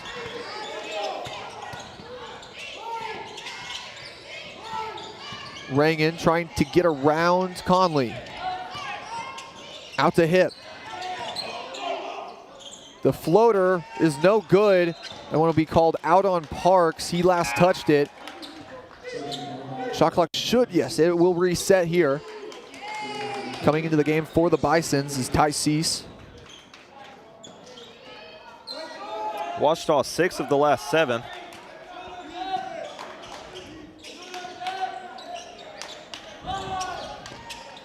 The Hail Mary is going to go back into the backcourt as Cease will pick it up. 12 and a half minutes to play. Ouachita, they lead by 12. McBride, he's picked up by Parks in the open court. 10 on the shot clock. In the corner here, Cease. Hip, the open 3. That one's no good off the left side. Harding just unable to really make themselves an advantage here. Neal downhill. Nice find of Flowers. Out to Conley. Tough bucket is no good. Rebound goes to Rangan. Cease to the rack. He'll take the contact, can't get the shot to go, so Ty Cease will head to the line. He's already been there twice. But first, we'll take a break here on the Ouachita Sports Digital Network. Tigers lead 48-36. We'll be back in a minute. Arkadelphia's newest entertainment option is open and ready for business. Tee Time Sims brings world-class indoor golf simulators to Arkadelphia, allowing you to practice, play, and perfect your swing in a comfortable setting. Check out our Facebook page to learn about our monthly tournaments, closest to the pin showdowns and long drive battles. Learn more and book your tee time at teetimegolfarkansas.com.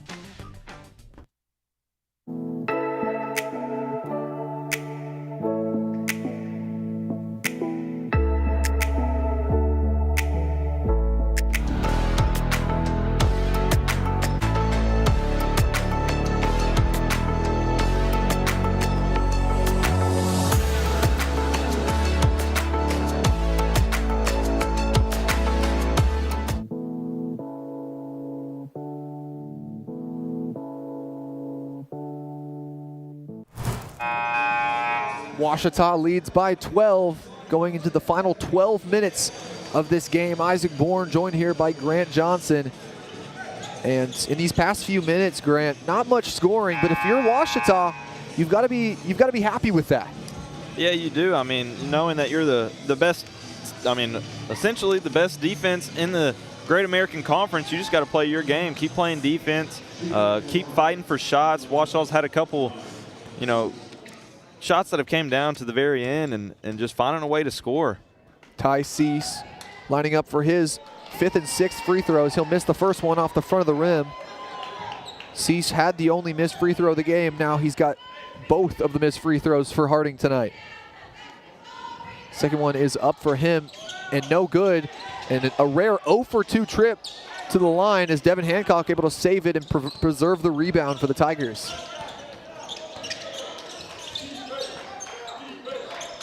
Trey Smith, top of the key. Here's Conley, shallow corner. Neal, the spin move. Passes it out to Hancock. Can't get it to go, and that's a rare missed 3 for him. Conley on the rebound, and the tough bucket on the inside. Off the rebound. Conley just right place, right time once again. I feel like I've said that a few times tonight. That makes 21 rebounds compared to 16 rebounds Ouachita to Harding.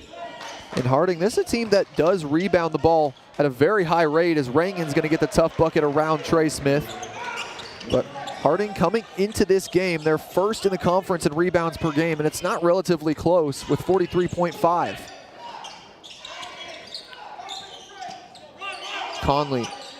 Flowers, he'll get the screen from Smith on the pick and pop. Smith, the mid-range shot, no good.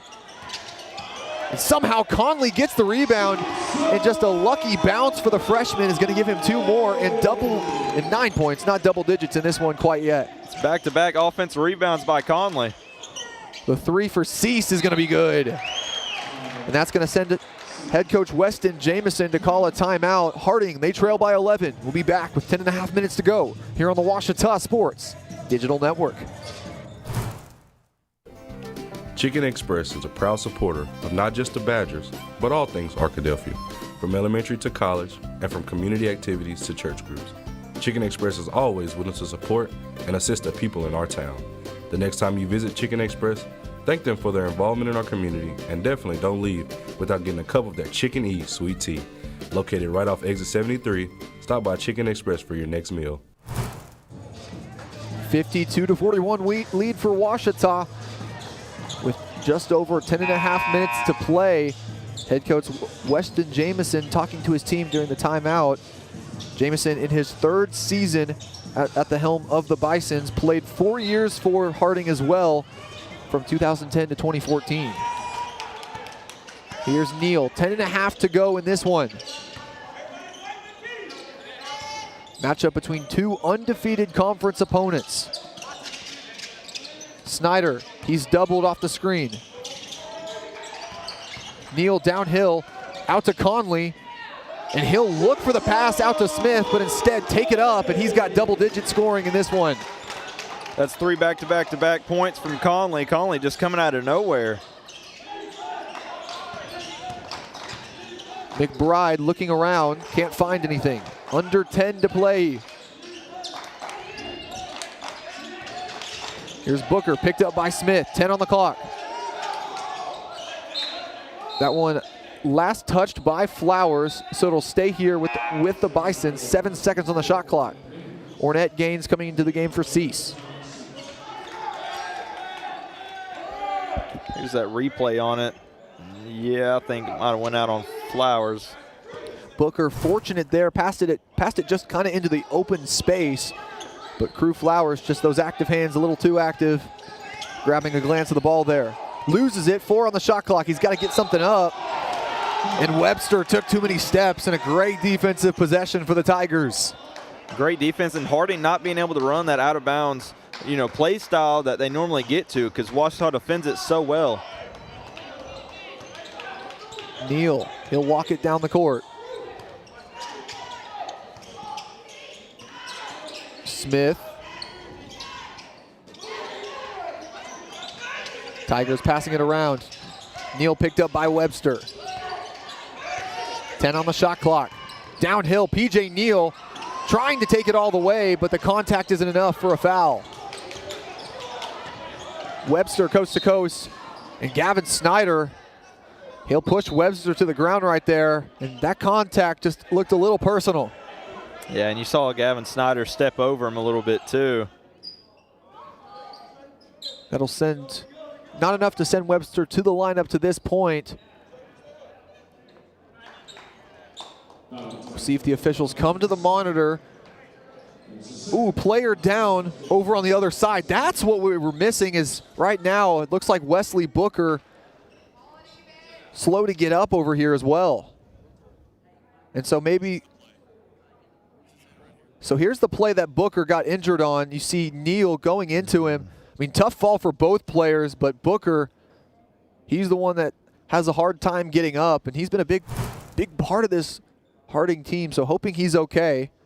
Yeah, I think he caught that elbow from PJ Neal whenever he went up. Yeah, it looks like he did take a blow to the face, so that'll sit him for the moment, but obviously, with just a little blood, they'll be able to wipe that one up and maybe possibly get him back in this game. Harding very much in need of a run. They trail by 13. And Booker's a big part of this Harding team. He's not just all over the stat sheet tonight, but he normally is #1 in GAC for rebounds at 8.6 per game. So maybe the context for that Snyder foul a little bit better now. Maybe trying to give Booker a much-needed reprieve. Here's McBride. He's guarded by Conley in the corner.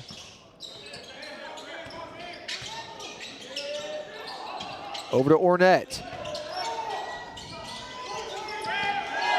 Passing it around, 7 on the shot clock. McBride hanging, battle for it in midair, and Conley's gonna jump on top of it. Jackson Conley with a head full of steam. That one will be tipped out of bounds. It'll stay with Ouachita. But man, with Jackson Conley running with all the momentum in the world, I thought he was going to throw that one down as well. Yeah, I did too. He created some space. Harding just does a great job of getting their hands in the passing lane. There it is, had the opening in the corner. Christian Parks into the game for Conley. Pass in off the inbound to Flowers. Crew Flowers, he's got 8 tonight. Neal, that one will go off the foot of Kamara, so it'll stay here again. 8 seconds on the shot clock. PJ Neal just lost it. Pass in from the sidelines. Neal, he'll draw the foul on the elbow, so that'll be the second team foul on the Bisons. We'll make the 8th foul tonight against Harding. Ouachita at 16. It's kind of been you could say a slow game, but that's what we expected. 2 great defensive teams. Yeah, Grant, I'm kind of just waiting for something to reignite the energy back in this arena. Neal, he'll take it downhill. Out to an open Flowers. Corner three's no good, but Snyder will get the rebound. Flowers again. And the second try is going to go for a make. Head coach Weston Jamison, he's going to talk to his team again, and he'll use his final timeout. 8:06 left to go here is Ouachita. They hold their largest lead of the game. Off this Crew Flowers shot created from a Gavin Snyder rebound. We'll be right back here on the Ouachita Sports Digital Network. Chicken Express is a proud supporter of not just the Badgers, but all things Arkadelphia, from elementary to college and from community activities to church groups.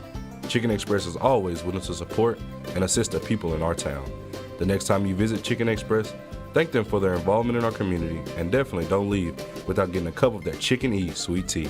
Located right off exit 73, stop by Chicken Express for your next meal. At Ouachita, we're excited to partner with the Arkansas Baptist Foundation, which offers many benefits to alumni and friends, and we want to tell you about one of those. I'm Dylan McClain, a proud alumni, and I serve as the Vice President and Attorney at the Arkansas Baptist Foundation. The foundation proudly serves as Ouachita's planned giving partner, so if you're considering leaving a legacy gift or want to explore other charitable giving options, we'd love to guide you through that process. If you'd like to learn more about how you can invest in the next generation of Ouachita students, please contact us using the information below. Go Tigers!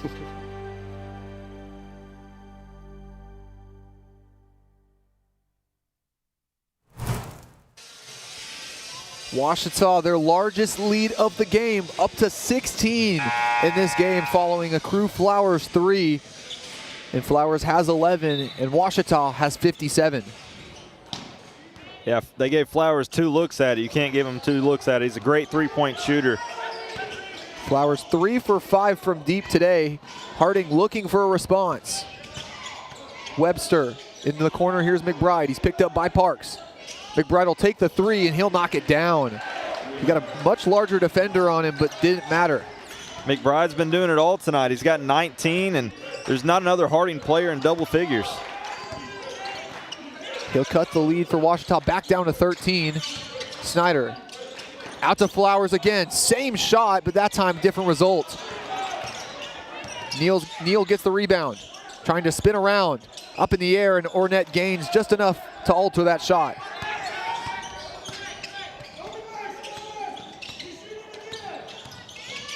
McBride on the pick and roll. He'll keep it, pick up his dribble.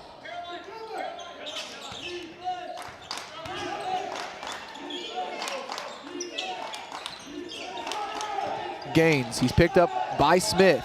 9 on the shot clock. Takes it inside, and Trey Smith, not sure if he got a bit of it, but either way, Reggie Webster, he'll put it back up and in. Great offensive putback there for Harding. Maybe that'll give you a little bit of momentum right in front of your own bench. And I'm sure his teammates would have loved him to throw it down there, but Ouachita just enough to keep him just to lay it in. Snyder stepped out on the pick. Here's Neal in the corner. Passing it around. Snyder around the screen, out to Flowers. 4 on the shot clock. Whistle blown. They're going to whistle Snyder on the moving screen. Gavin Snyder up to 3 fouls in this one. Ouachita now has 4 players with 3 fouls tonight. That's what I was saying coming into the half. That's where it can get a little tricky. I know Ouachita's got a good lead right now, but if Harding can just hang on a little bit, they'll have the numbers coming down the stretch as far as free throw percentage and foul trouble. This game definitely not favoring the Tigers if the Bisons can find themselves into an overtime period like the last time these two teams faced off in Bill Vining Arena. In the corner, here's Cease, 15 on the shot clock. Over to Booker. Driving on Smith, out to McBride.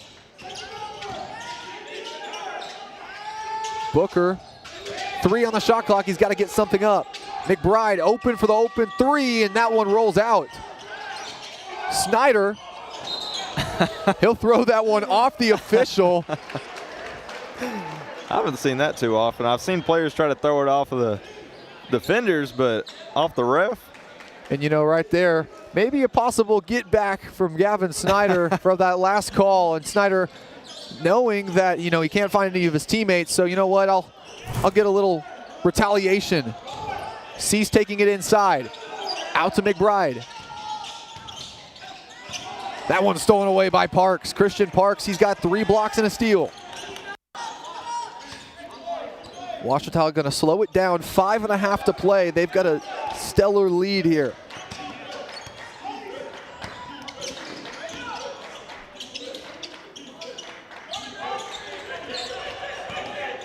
Ten on the shot clock. Neal over to Hancock.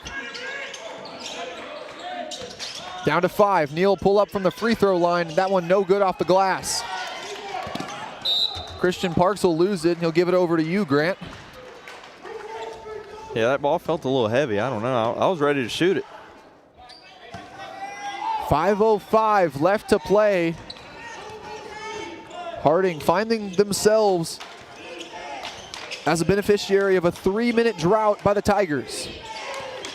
McBride out to Webster. He'll take the corner 3. No good. Battle for it in the air. And the official calls it out of bounds, says, I have no idea.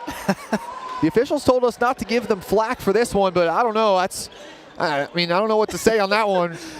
I mean, I think he's just telling his other guy, like, if you've got an eyesight on it, I don't. You make the call there. I've never really heard a ref just say, I have no idea. Booker, he's got the open 3. He can't find that one to go. Is Wesley Booker unable to really knock down a 3 even without a player like Jackson Conley guarding him. And Harding's been a little bit better in this second half of shooting it for me on the arc. They're 4 for 8 now, but couldn't get that one to fall. Tigers 3.5-minute scoring drought. They still lead by 11. Here's Hancock, shallow corner. He'll get the screen from Parks. Cross court to Smith, good passing. Snyder open 3, nothing. They're gonna say Hancock lifted up from out of bounds, so did not establish his presence on the court, so it'll be out of bounds. Back the other way for Harding. Here's the quick replay on it. And it looked like right there, he had his feet set in the front court. He might have had his heel maybe out of bounds. Maybe that's what the call was. So we'll see what the deliberation is here. Officials spending a while out over at the table. It will still stay Harding basketball.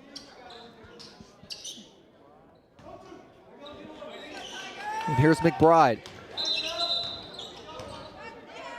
Whistle blown. Shot clock did not reset. And after we thought that that issue had been quelled in the women's game. I heard you talk about that. Shot clock back to 30, players back down the court. Here's McBride, he's got 19 tonight.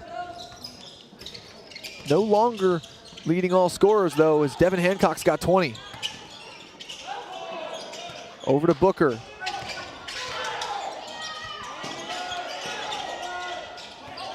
McBride picked up by Parks. Now here's Rangan.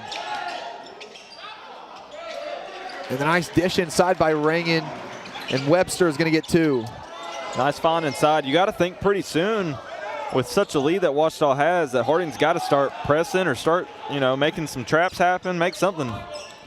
Ouachita still, 1 of their last 7 have gone in and have not made a single shot in their last 4. Harding back to within 10 points. That one's clipped away. On the break is Webster, and he's going to be pulled down by Smith. Harding bench not happy about that one. We'll see if Smith gets whistled for more than just the regular foul there, as that did not look incidental. Yeah, they might give him the flagrant on that one. Either way, Eddie's going to send to the media timeout. We will stay here just in case the officials come to the monitor to check on that last play. But right there, I mean, there is a certain point where you do have to save the easy score on the break. But if you're a guy like Trey Smith, in my opinion, you got to just go up and try to cover that instead of just pulling him down. I kind of agree, because depending on what the refs are going to do here, I see head coach for Harding trying to get him to come to the monitor and come review it. They're going to say it's just 2 shots, I believe. But, yeah, I'd love to see a little contest there. Harding on a 7-0 run over the past 4.5 minutes, making a little bit of a comeback. With a flagrant there, that gives them the opportunity to score up to 5, get a 5-point possession in a game where you're down by 9. That's a big turnover, but either way, officials just talking it over right now. Still no movement over to the monitor here in this media timeout. And what do you know, Grant? Officials don't go to the monitor, and now my last ever media timeout is going to be stuck right here in the arena. No better place to have it, huh? The bill has been packed and also passionate tonight. You've got to give credit to the Arkadelphia community, really showing out. Also, a lot of Harding fans in the building tonight trying to... And Harding fans on their way to McKinney, Texas tonight for the national championship.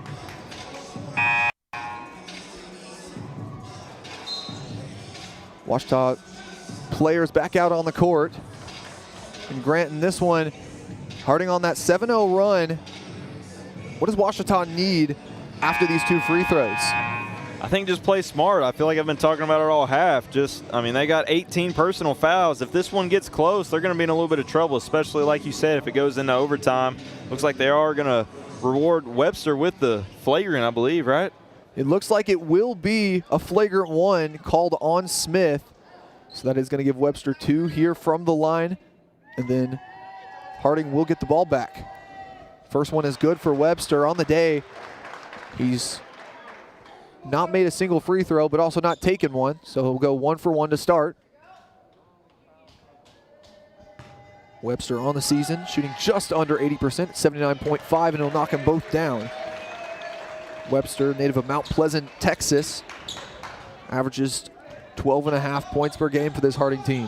And this is where things can get stressful. Now you're within 7. If Harding gets a basket here, momentum switch for sure. Here's McBride. He's picked up by Conley. 10 seconds on the shot clock. Out to Webster. Inside. 4 on the shot clock. And Rangan, he'll just grab it away from his own teammate and put 2 points up. It just fell into the hands of him too, and looked up, and he was right beneath the basket. That was bad. And I mean, right there, that slip of words just kind of like the slip of the Ouachita defense. Less than 3 minutes to play. Ouachita only leads by 5 now. This one's starting to get interesting. Tigers have not scored in 5 minutes of game time. That one swatted away by Rangan. Harding a chance to put it to within 1 possession with a score. And if Harding does bring this one back, our chances for our worst fears to be realized. That one's no good by Webster at the rim. Great defense without fouling by Parks. Neal up to Parks, and he's gonna lay it in And right there, thought that Ouachita could just take the air out of this arena, but Parks, I mean, he'll still get the 2 points, but without the style. A little bit of a sigh of relief, though, as you finally break that scoring drought. Rangan, he'll take the 3. No good as it rattles out. And just as Harding starts to get a little bit of hope, Ouachita able to quench the lead away from him. And caught a bit of a break there with a wide open three-pointer.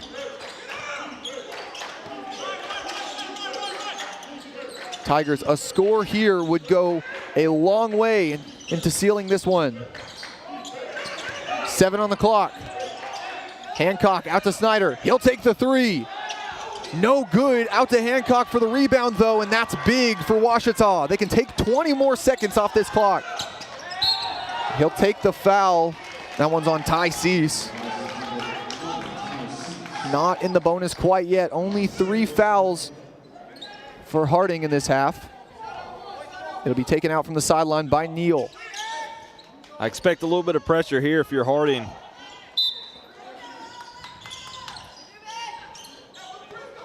Neal has got to get it in. He'll get it into Parks. And he'll be fouled immediately by Rangan. And right there, I mean, you've seen Reagan just grabbing Parks, and a much well-earned foul by the native of Meridian, Mississippi.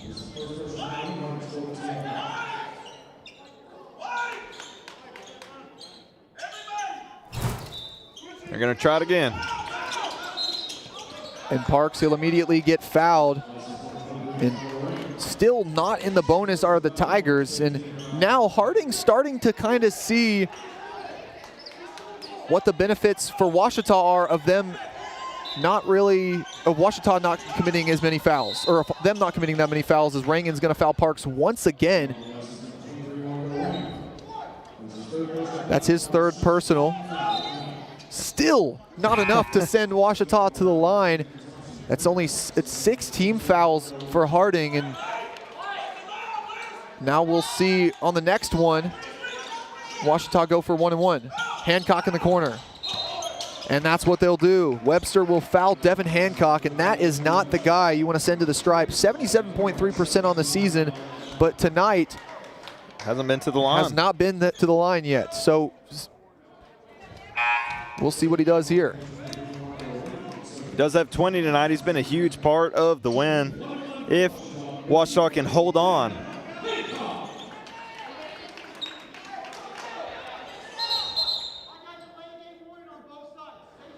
Official calling delay of game. If you didn't hear that with the quiet arena. Either way, it's delay of game for both sides, so it'll stay right here. Hancock free throw is good for him. Gives Ouachita an 8-point cushion.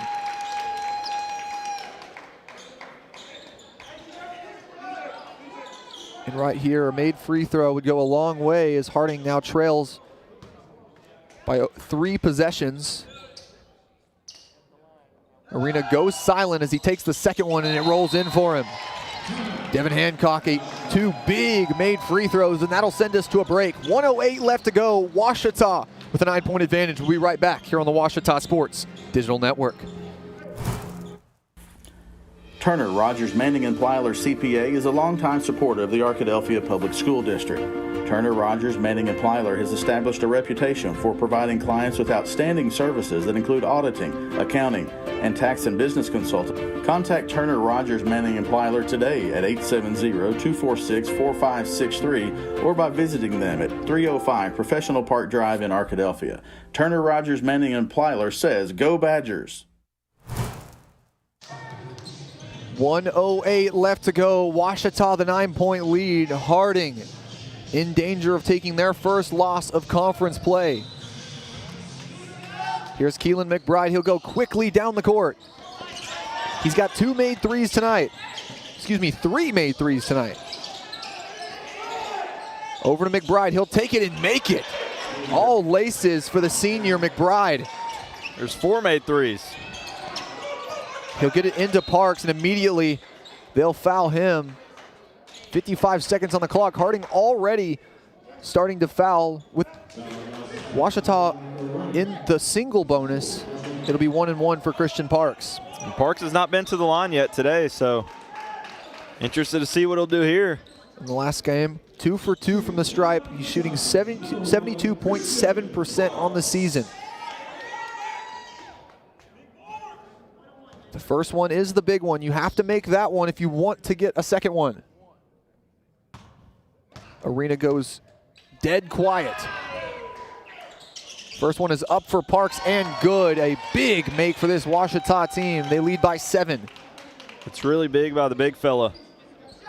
Parks in this one has not contributed as much in the scoring column as usual. Only 9 points on that made free throw, but he has been essential on the defensive end. 3 blocks and a steal.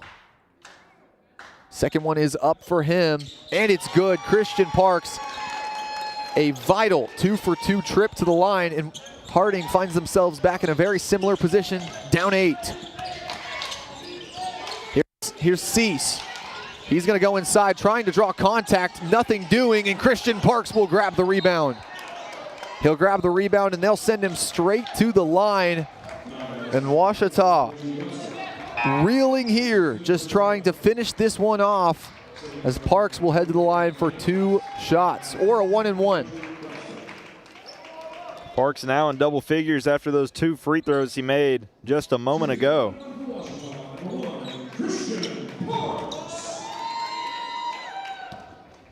And with 2 made free throws, this game is all but decided for Christian Parks. First one is up for him, and all nylon for the junior. And Ouachita, they lead by 9, 41.5 seconds left. I usually say don't want to call it a game until under 20, but it's looking really good for the Tigers. Parks can't get that second one to fall. Booker all the way down the court, and Parks says no, sir. And you know, it's not a dunk, Grant, but what a way to end off an incredible career. Or I don't know, at least a subpar career, I would say, here on the mic at Ouachita. Christian Parks is gonna give me a nice block to send me away. Now that's huge. If you love basketball, you gotta love that play, and you gotta love what Christian Parks has been doing here in the last, I'd say 30 seconds. Made 3 for 4 out of his free throws, and then a huge block there. And unless Parks gets even more active on the boards with 32.5 seconds left to go, he'll finish this one with 4 blocks and 1 steal. He's already first in the conference in blocks per game, averaging 2.1 an outing. But with another 4-block performance, I mean, that's just another game to put on your resume. Hancock knocks them both down. He's up to 24. If I'm Devin Hancock, I'm trying to get that last rebound. He's got 9 in the game. McBride loses it, and PJ Neal, he'll take it away. And that's going to be the ball game here from Bill Vining Arena. Ouachita is going to be content to watch the clock run out. And 10 seconds left here in this one. 5 left. And there it is. Your final score here from Bill Vining Arena. Ouachita 66, Harding 55. The Tigers move to 4-0 in conference play, and they push the Bisons down to 4-1. Ouachita not done as of yet before Christmas break. They've still got a trip to Magnolia coming up on Saturday. But what a win and what a performance on the defensive end for Ouachita tonight. Really big win for Ouachita, just as you said. Now Ouachita being in contention for that #1 seed in the GAC. They're currently tied with Southern Nazarene. I'd love to see the end score for their game. They should be playing right now, wrapping up about now as well. But now tied at that #1.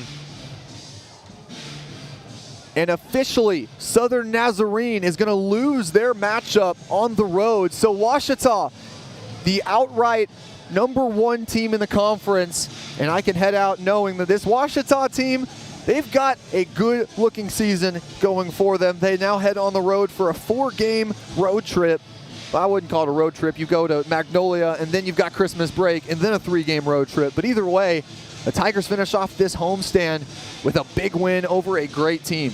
And Ouachita remains undefeated here at Bill Vining Arena this season. A perfect record so far. We knew that a streak had to get broken.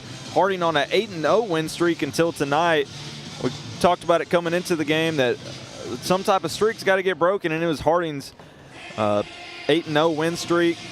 Ouachita remains perfect here at Bill Vine Arena. We got to see if Ouachita can continue to push through as we get closer and closer into that second half of Great American Conference play. It can be tough around Christmas break with a lot of distractions. As a player, just continuing to stay in the gym, continuing to work, your mind can kind of get drifted away. But interested to see how this second half of Great American Conference play ends up. And for Ouachita, they finished this one off with 4 players scoring in double figures. Devin Hancock leading the way with 24, and then Jackson Conley, Crew Flowers, and Christian Parks, all 11 apiece. Meanwhile, for the Bisons, only 1 player in double figures, 22 points for Keelan McBride. He finishes the game 7 for 12 from the field and 4 for 7 from beyond the arc. He did all he could tonight, but just unable to really take the Tigers over the top. Yeah, usually for Harding, they kind of have Webster pick up. I know Webster caught a little bit of a stray, I believe, from P.J. Neal's elbow whenever he went up for a shot, and that kind of put him out for a couple minutes, and that can really mess with you as far as tempo and being on the floor. I believe come over here. You're going to get your last interview with Coach Nutt. By the way, if you're looking at me right now, shout out to my mom over there. If you can't, oh no, she's covered up now, but in the purple shirt, if you see her around the people standing in the camera right now, she's the reason that I'm here and the reason that I'm able to do what I do. I'll do some more thank yous later on, but just want to thank her because she's on camera right now. Now, head coach Dennis Nutt on his way over here to the table. Ouachita wins this one by 11 here at home. And Coach Nutt, congrats on another win, a big one against a quality opponent. I mean, you guys basically playing the same type of basketball, very defense heavy, and you're able to win this one. Well, first of all, Isaac, we had to do it for you. The last one, we had to do it. Great job. Appreciate your help along the way, man. You were awesome for us. Second half, we got after them defensively, I thought, and Chris Parks had some incredible blocks there at the end of the game just to kind of preserve that victory. We let up a little bit, let our guard down, and, of course, McBride is a good player. He's going to make tough shots. But I was proud of our guys and just sticking with it. And, Coach, that nationally ranked defense, we continue to talk about it. I mean, you hold another team under 60 points tonight. I mean, what's the philosophy going into a game against a team that also plays great defense? And like, how are you able to finish that one out? Well, they're a really good dribble drive team. So we had a good week of preparation for this, and I thought the guys really bought into it. And I think they realized they're a pretty good defensive team, and I think they're growing with it and having some fun with it. And, Coach, having Jackson back in the lineup, yeah. He was also a big part of this team as well, able to really find his stride in this one as well, get some good fast break scores. What did it mean to have him back in the lineup? It was good. He's such an energy guy. He does so much. He plays with a lot of passion, a lot of pride, and sometimes we got to back him off a little bit, but he's a tough competitor, and for a freshman, he plays well above his years.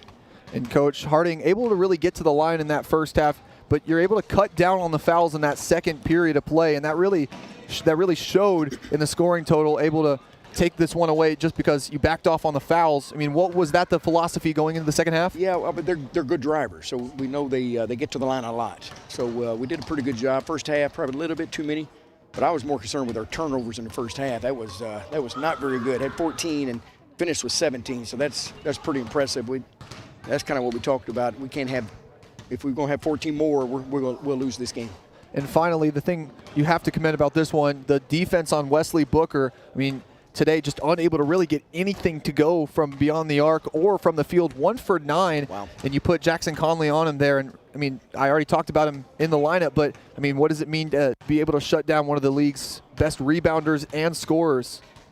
That's incredible. I mean, that's the game. You know, he's averaging quite a few points for these guys and had 2 really good games back to back. And that's the second time that we really shut out some of their better players on the opposing team. And I just like our attitude, I like our effort on defense, and it's contagious for the rest of them. Starts with Jackson on that one, but it was everybody. And, Coach, also last year you followed this team in the conference tournament, and you know they bring a lot of players back from last season, a lot of guys from your team coming back. I mean, how much of this was driven by just the want to beat a team that took you down last season in the conference tournament? You know, we really didn't talk a whole lot about that, but the guys that return, you know, they feel it. And it's a big game. It's a big rival game. I know the one across the street is huge, but this one's probably a close second. So it's good. You know, you got to protect the house, and we did that tonight. And Coach, finally, every other team in the conference gets to go to spring break, but you guys and the Mule Riders head on the road with the one-day turnaround. Excuse me, did I say Thanksgiving break? I meant Christmas break. Spring break. That's spring break. That's way ahead. That's way a while away, but that's all right. I mean, if y'all are playing basketball during spring break, I think that'd be a good thing. Absolutely. But either way, I mean, you guys have a one-day break before you head off to Magnolia. What's the message to your team in this one day off? Well, it's a quick turnaround. I'm not sure what they did tonight, but they're a good team. They're up and down the floor. They're pretty athletic team, from what I understand. They really get up and down the floor. So we'll have to do a good job, but it's a quick preparation for them. But hopefully their defense will travel with us. And if we do that, we'll have a chance. And Coach, I got to say congratulations as well. You're the lone undefeated team in conference play. Southern Nazarene falls on the road tonight as well. Really? Wow. So you guys sit 4-0 and I love it. Number 1 in the conference. Okay, did it for you, Isaac. Thank you, man. Thank you so much, Appreciate Coach. it again. Great job. Remember the little guys when you get up there. Coach Nutt is definitely speaking metaphorically, related to multiple coaches for across the land. His brother coaches for the University of Missouri as an assistant. Also his other brother, I don't know if any of you Arkansans have heard of him. His name is Houston Nutt. And I don't know, coached a little bit of football up in Fayetteville for a little bit. But Grant, we finished this one out, and Ouachita, I mean, kind of had control of the game for most of it. Obviously, Harding was able to battle back, get it up to a tie, but the Tigers really punched him in the mouth early and were able to just pull away early and then finish it off. They did, and Harding they held on for a long time and just felt like it was, you know, a 2-3 point game, just pretty much all game. And then that second half coming out, a couple of big three-pointers kind of pushed them over the edge, and I'm glad that they could send you away with a big win. And I just want to thank you, Isaac, for all you've done for this, for OSDN. I know that you've left a great legacy.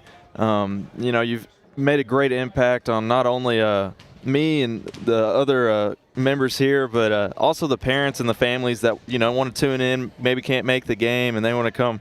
They want to watch their son or daughter on OSDN, and you do a great job at what you do, and excited to see your future for sure, and I know that you'll do great things. Well, Grant, I'm excited to see your future, because now that I'm gone, Grant, you get to kind of jump on the mic a little bit more, or if not, you'll see him on the playing field as well, maybe for some midweek games this year.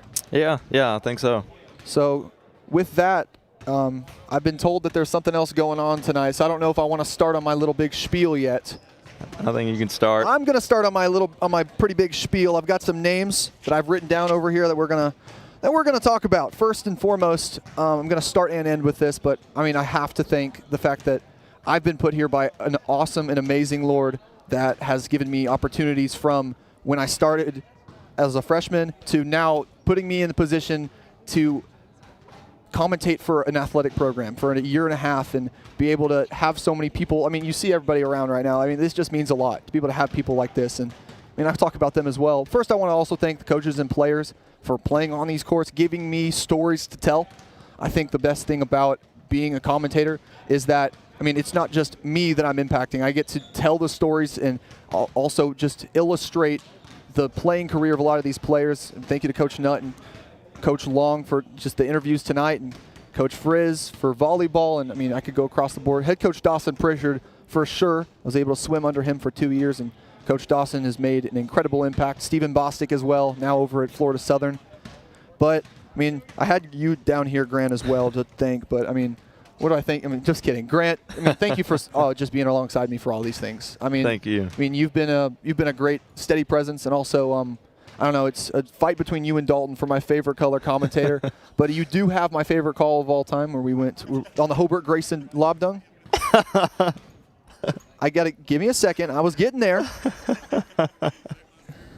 No, I'm not unburying myself, because now we've got my favorite volleyball commentator in Cameron Boyd. Cameron, seeing you come in as a freshman, I don't know if you can hear me or not, but I'm going to talk like you can. Seeing you come in as a freshman and be able to just immediately have all the comfortability in the world to just jump in on a broadcast. I mean, like, when I first met you, I would not take you as somebody that would immediately have the confidence to jump on a broadcast, but it doesn't matter. I mean, you jumped on and you've been a natural ever since. And to see you grow from that to now, I mean, the confidence that you give on a broadcast exudes from you. And it's just incredible to see. And I'm really excited to see you commentate for women's basketball in the future. I mean, next year with volleyball as well, seeing you just fully be able to commentate and tell the stories of that program is going to be incredible. I guess I'm going to go down the list with Madeline as well, my fellow director this season. You better not cry. She's going to cry. She's close.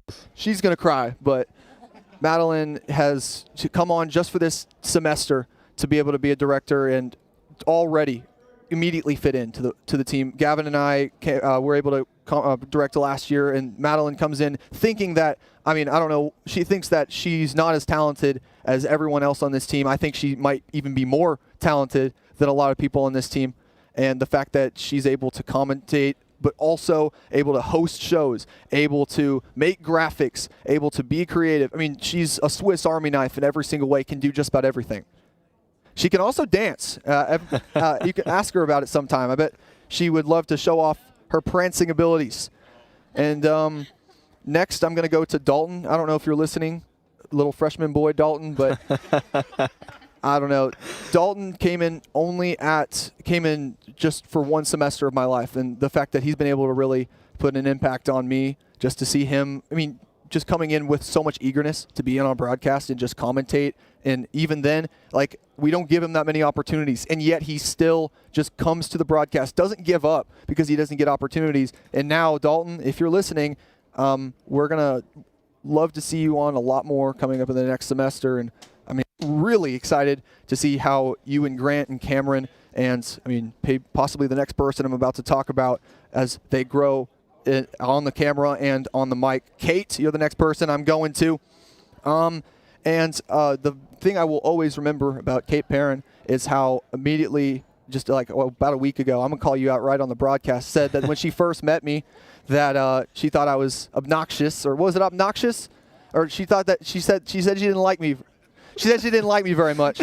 And, you know, I'll give it to her. You know, maybe I can be a little too much sometimes, but the fact that she's been able to stay with it and stick with it and be able to make an impact on not just my life, but everybody else's life and a specific person's life has just really been special. And I'm excited to see what you do, because you've only been on the mic 1 or 2 times as a commentator. So, I mean, still so much to see from you, and I'm excited to see what comes next. I mean, she's got to learn basketball first, but they'll get her there, and I'll get you there if you need a phone call. Any of you guys, by the way, just about if anybody knows, you all have my phone number. Call me at any time. Seth, love you, man, and love what you do, and love how you support Madeline. But then I'll go to Josiah. I hope Josiah's listening right now as well. He said he would be, but Josiah edited Royal Rundown for me this year, and he was just so willing and ready to do that. And it was never, Isaac, I can't this week. It's, Isaac, I'll only be able to put in this much time this week. And when you have a guy like that, I mean, that's so vital to a program and so vital to just, you know, life. Josiah's got the work ethic to do it, and also he's also really funny. So I love him just for what he does for us and what he does, but also just who he is, and, you know, the fact that he's got such a strong relationship with the Lord. And then, you know, Dr. Root, you probably weren't prepared to get a shout out, but I have you written down on my list. When I first came to Ouachita and I sat down at your desk, I remember that you weren't supposed to be my advisor, because I didn't have an advisor coming in on Tiger Day.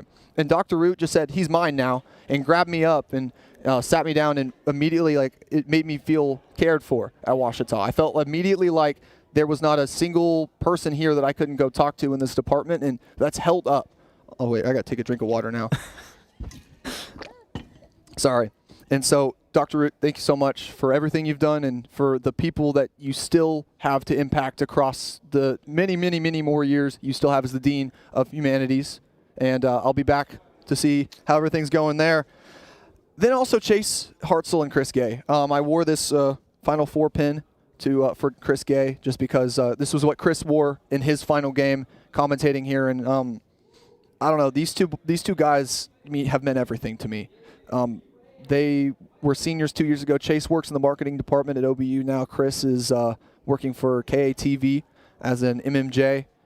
And the impact that those two guys made on my career to even make me want to commentate is something that, I mean, like I never thought about commentating. I always thought I wanted to be a writer. And for me to be able to see what they did and be like, you know what, that's pretty fun. I want to try that. And now here we are. I'm getting to say goodbye in front of, I don't know, probably about 100 people. I don't know if everybody stayed on for me to rant or for me to yap for the whole time. I got to pick. You pick one. Who do I pick between these two guys? Okay. Next, I'm going to go to one of my best friends of all time, Gavin Wallace.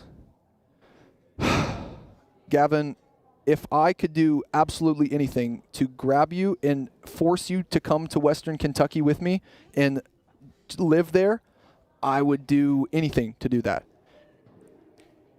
And he's never been to Kentucky before, and so I'd love to show you around sometime, but Gavin is one of the greatest friends I could ever ask for. He's always there for me. Never, ever, ever questions what he's getting out of any situation. It's always what he can give. Almost too much sometimes, where you give too much of yourself to others. Never once is it, hey, I don't want to do this. It's, hey, I think that would benefit me too much. I feel like Gavin is one of the most selfless people in the entire world.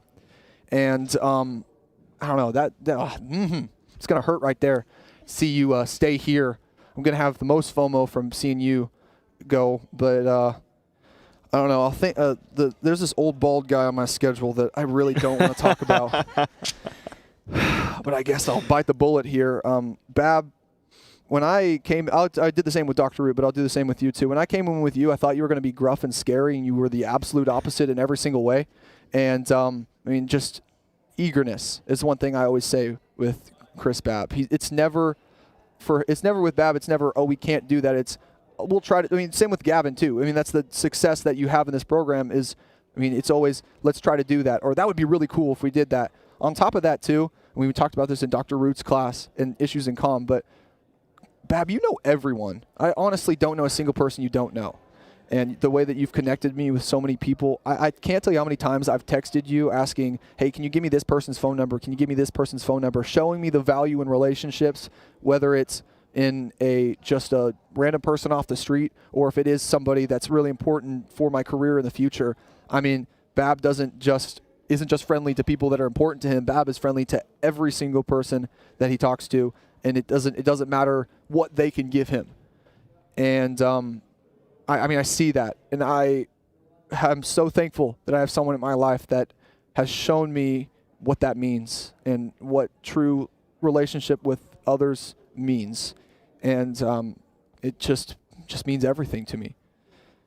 And then I want to give my final thank you to someone that has, been with me since I came on as a junior and now is going to be with me for literally the rest of my life.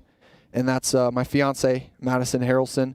I've given her a couple shout outs here and there, but I was saving the biggest shout out of all time for this last one. And I thought about a million things what I could say about her. Madison is somebody that, I admire in so many ways. And obviously, she's going to be my wife and coming up in a few months, coming up next year. And so, to be able to have someone alongside me that supports me without, Madison didn't know nor care about sports before coming to, before dating me.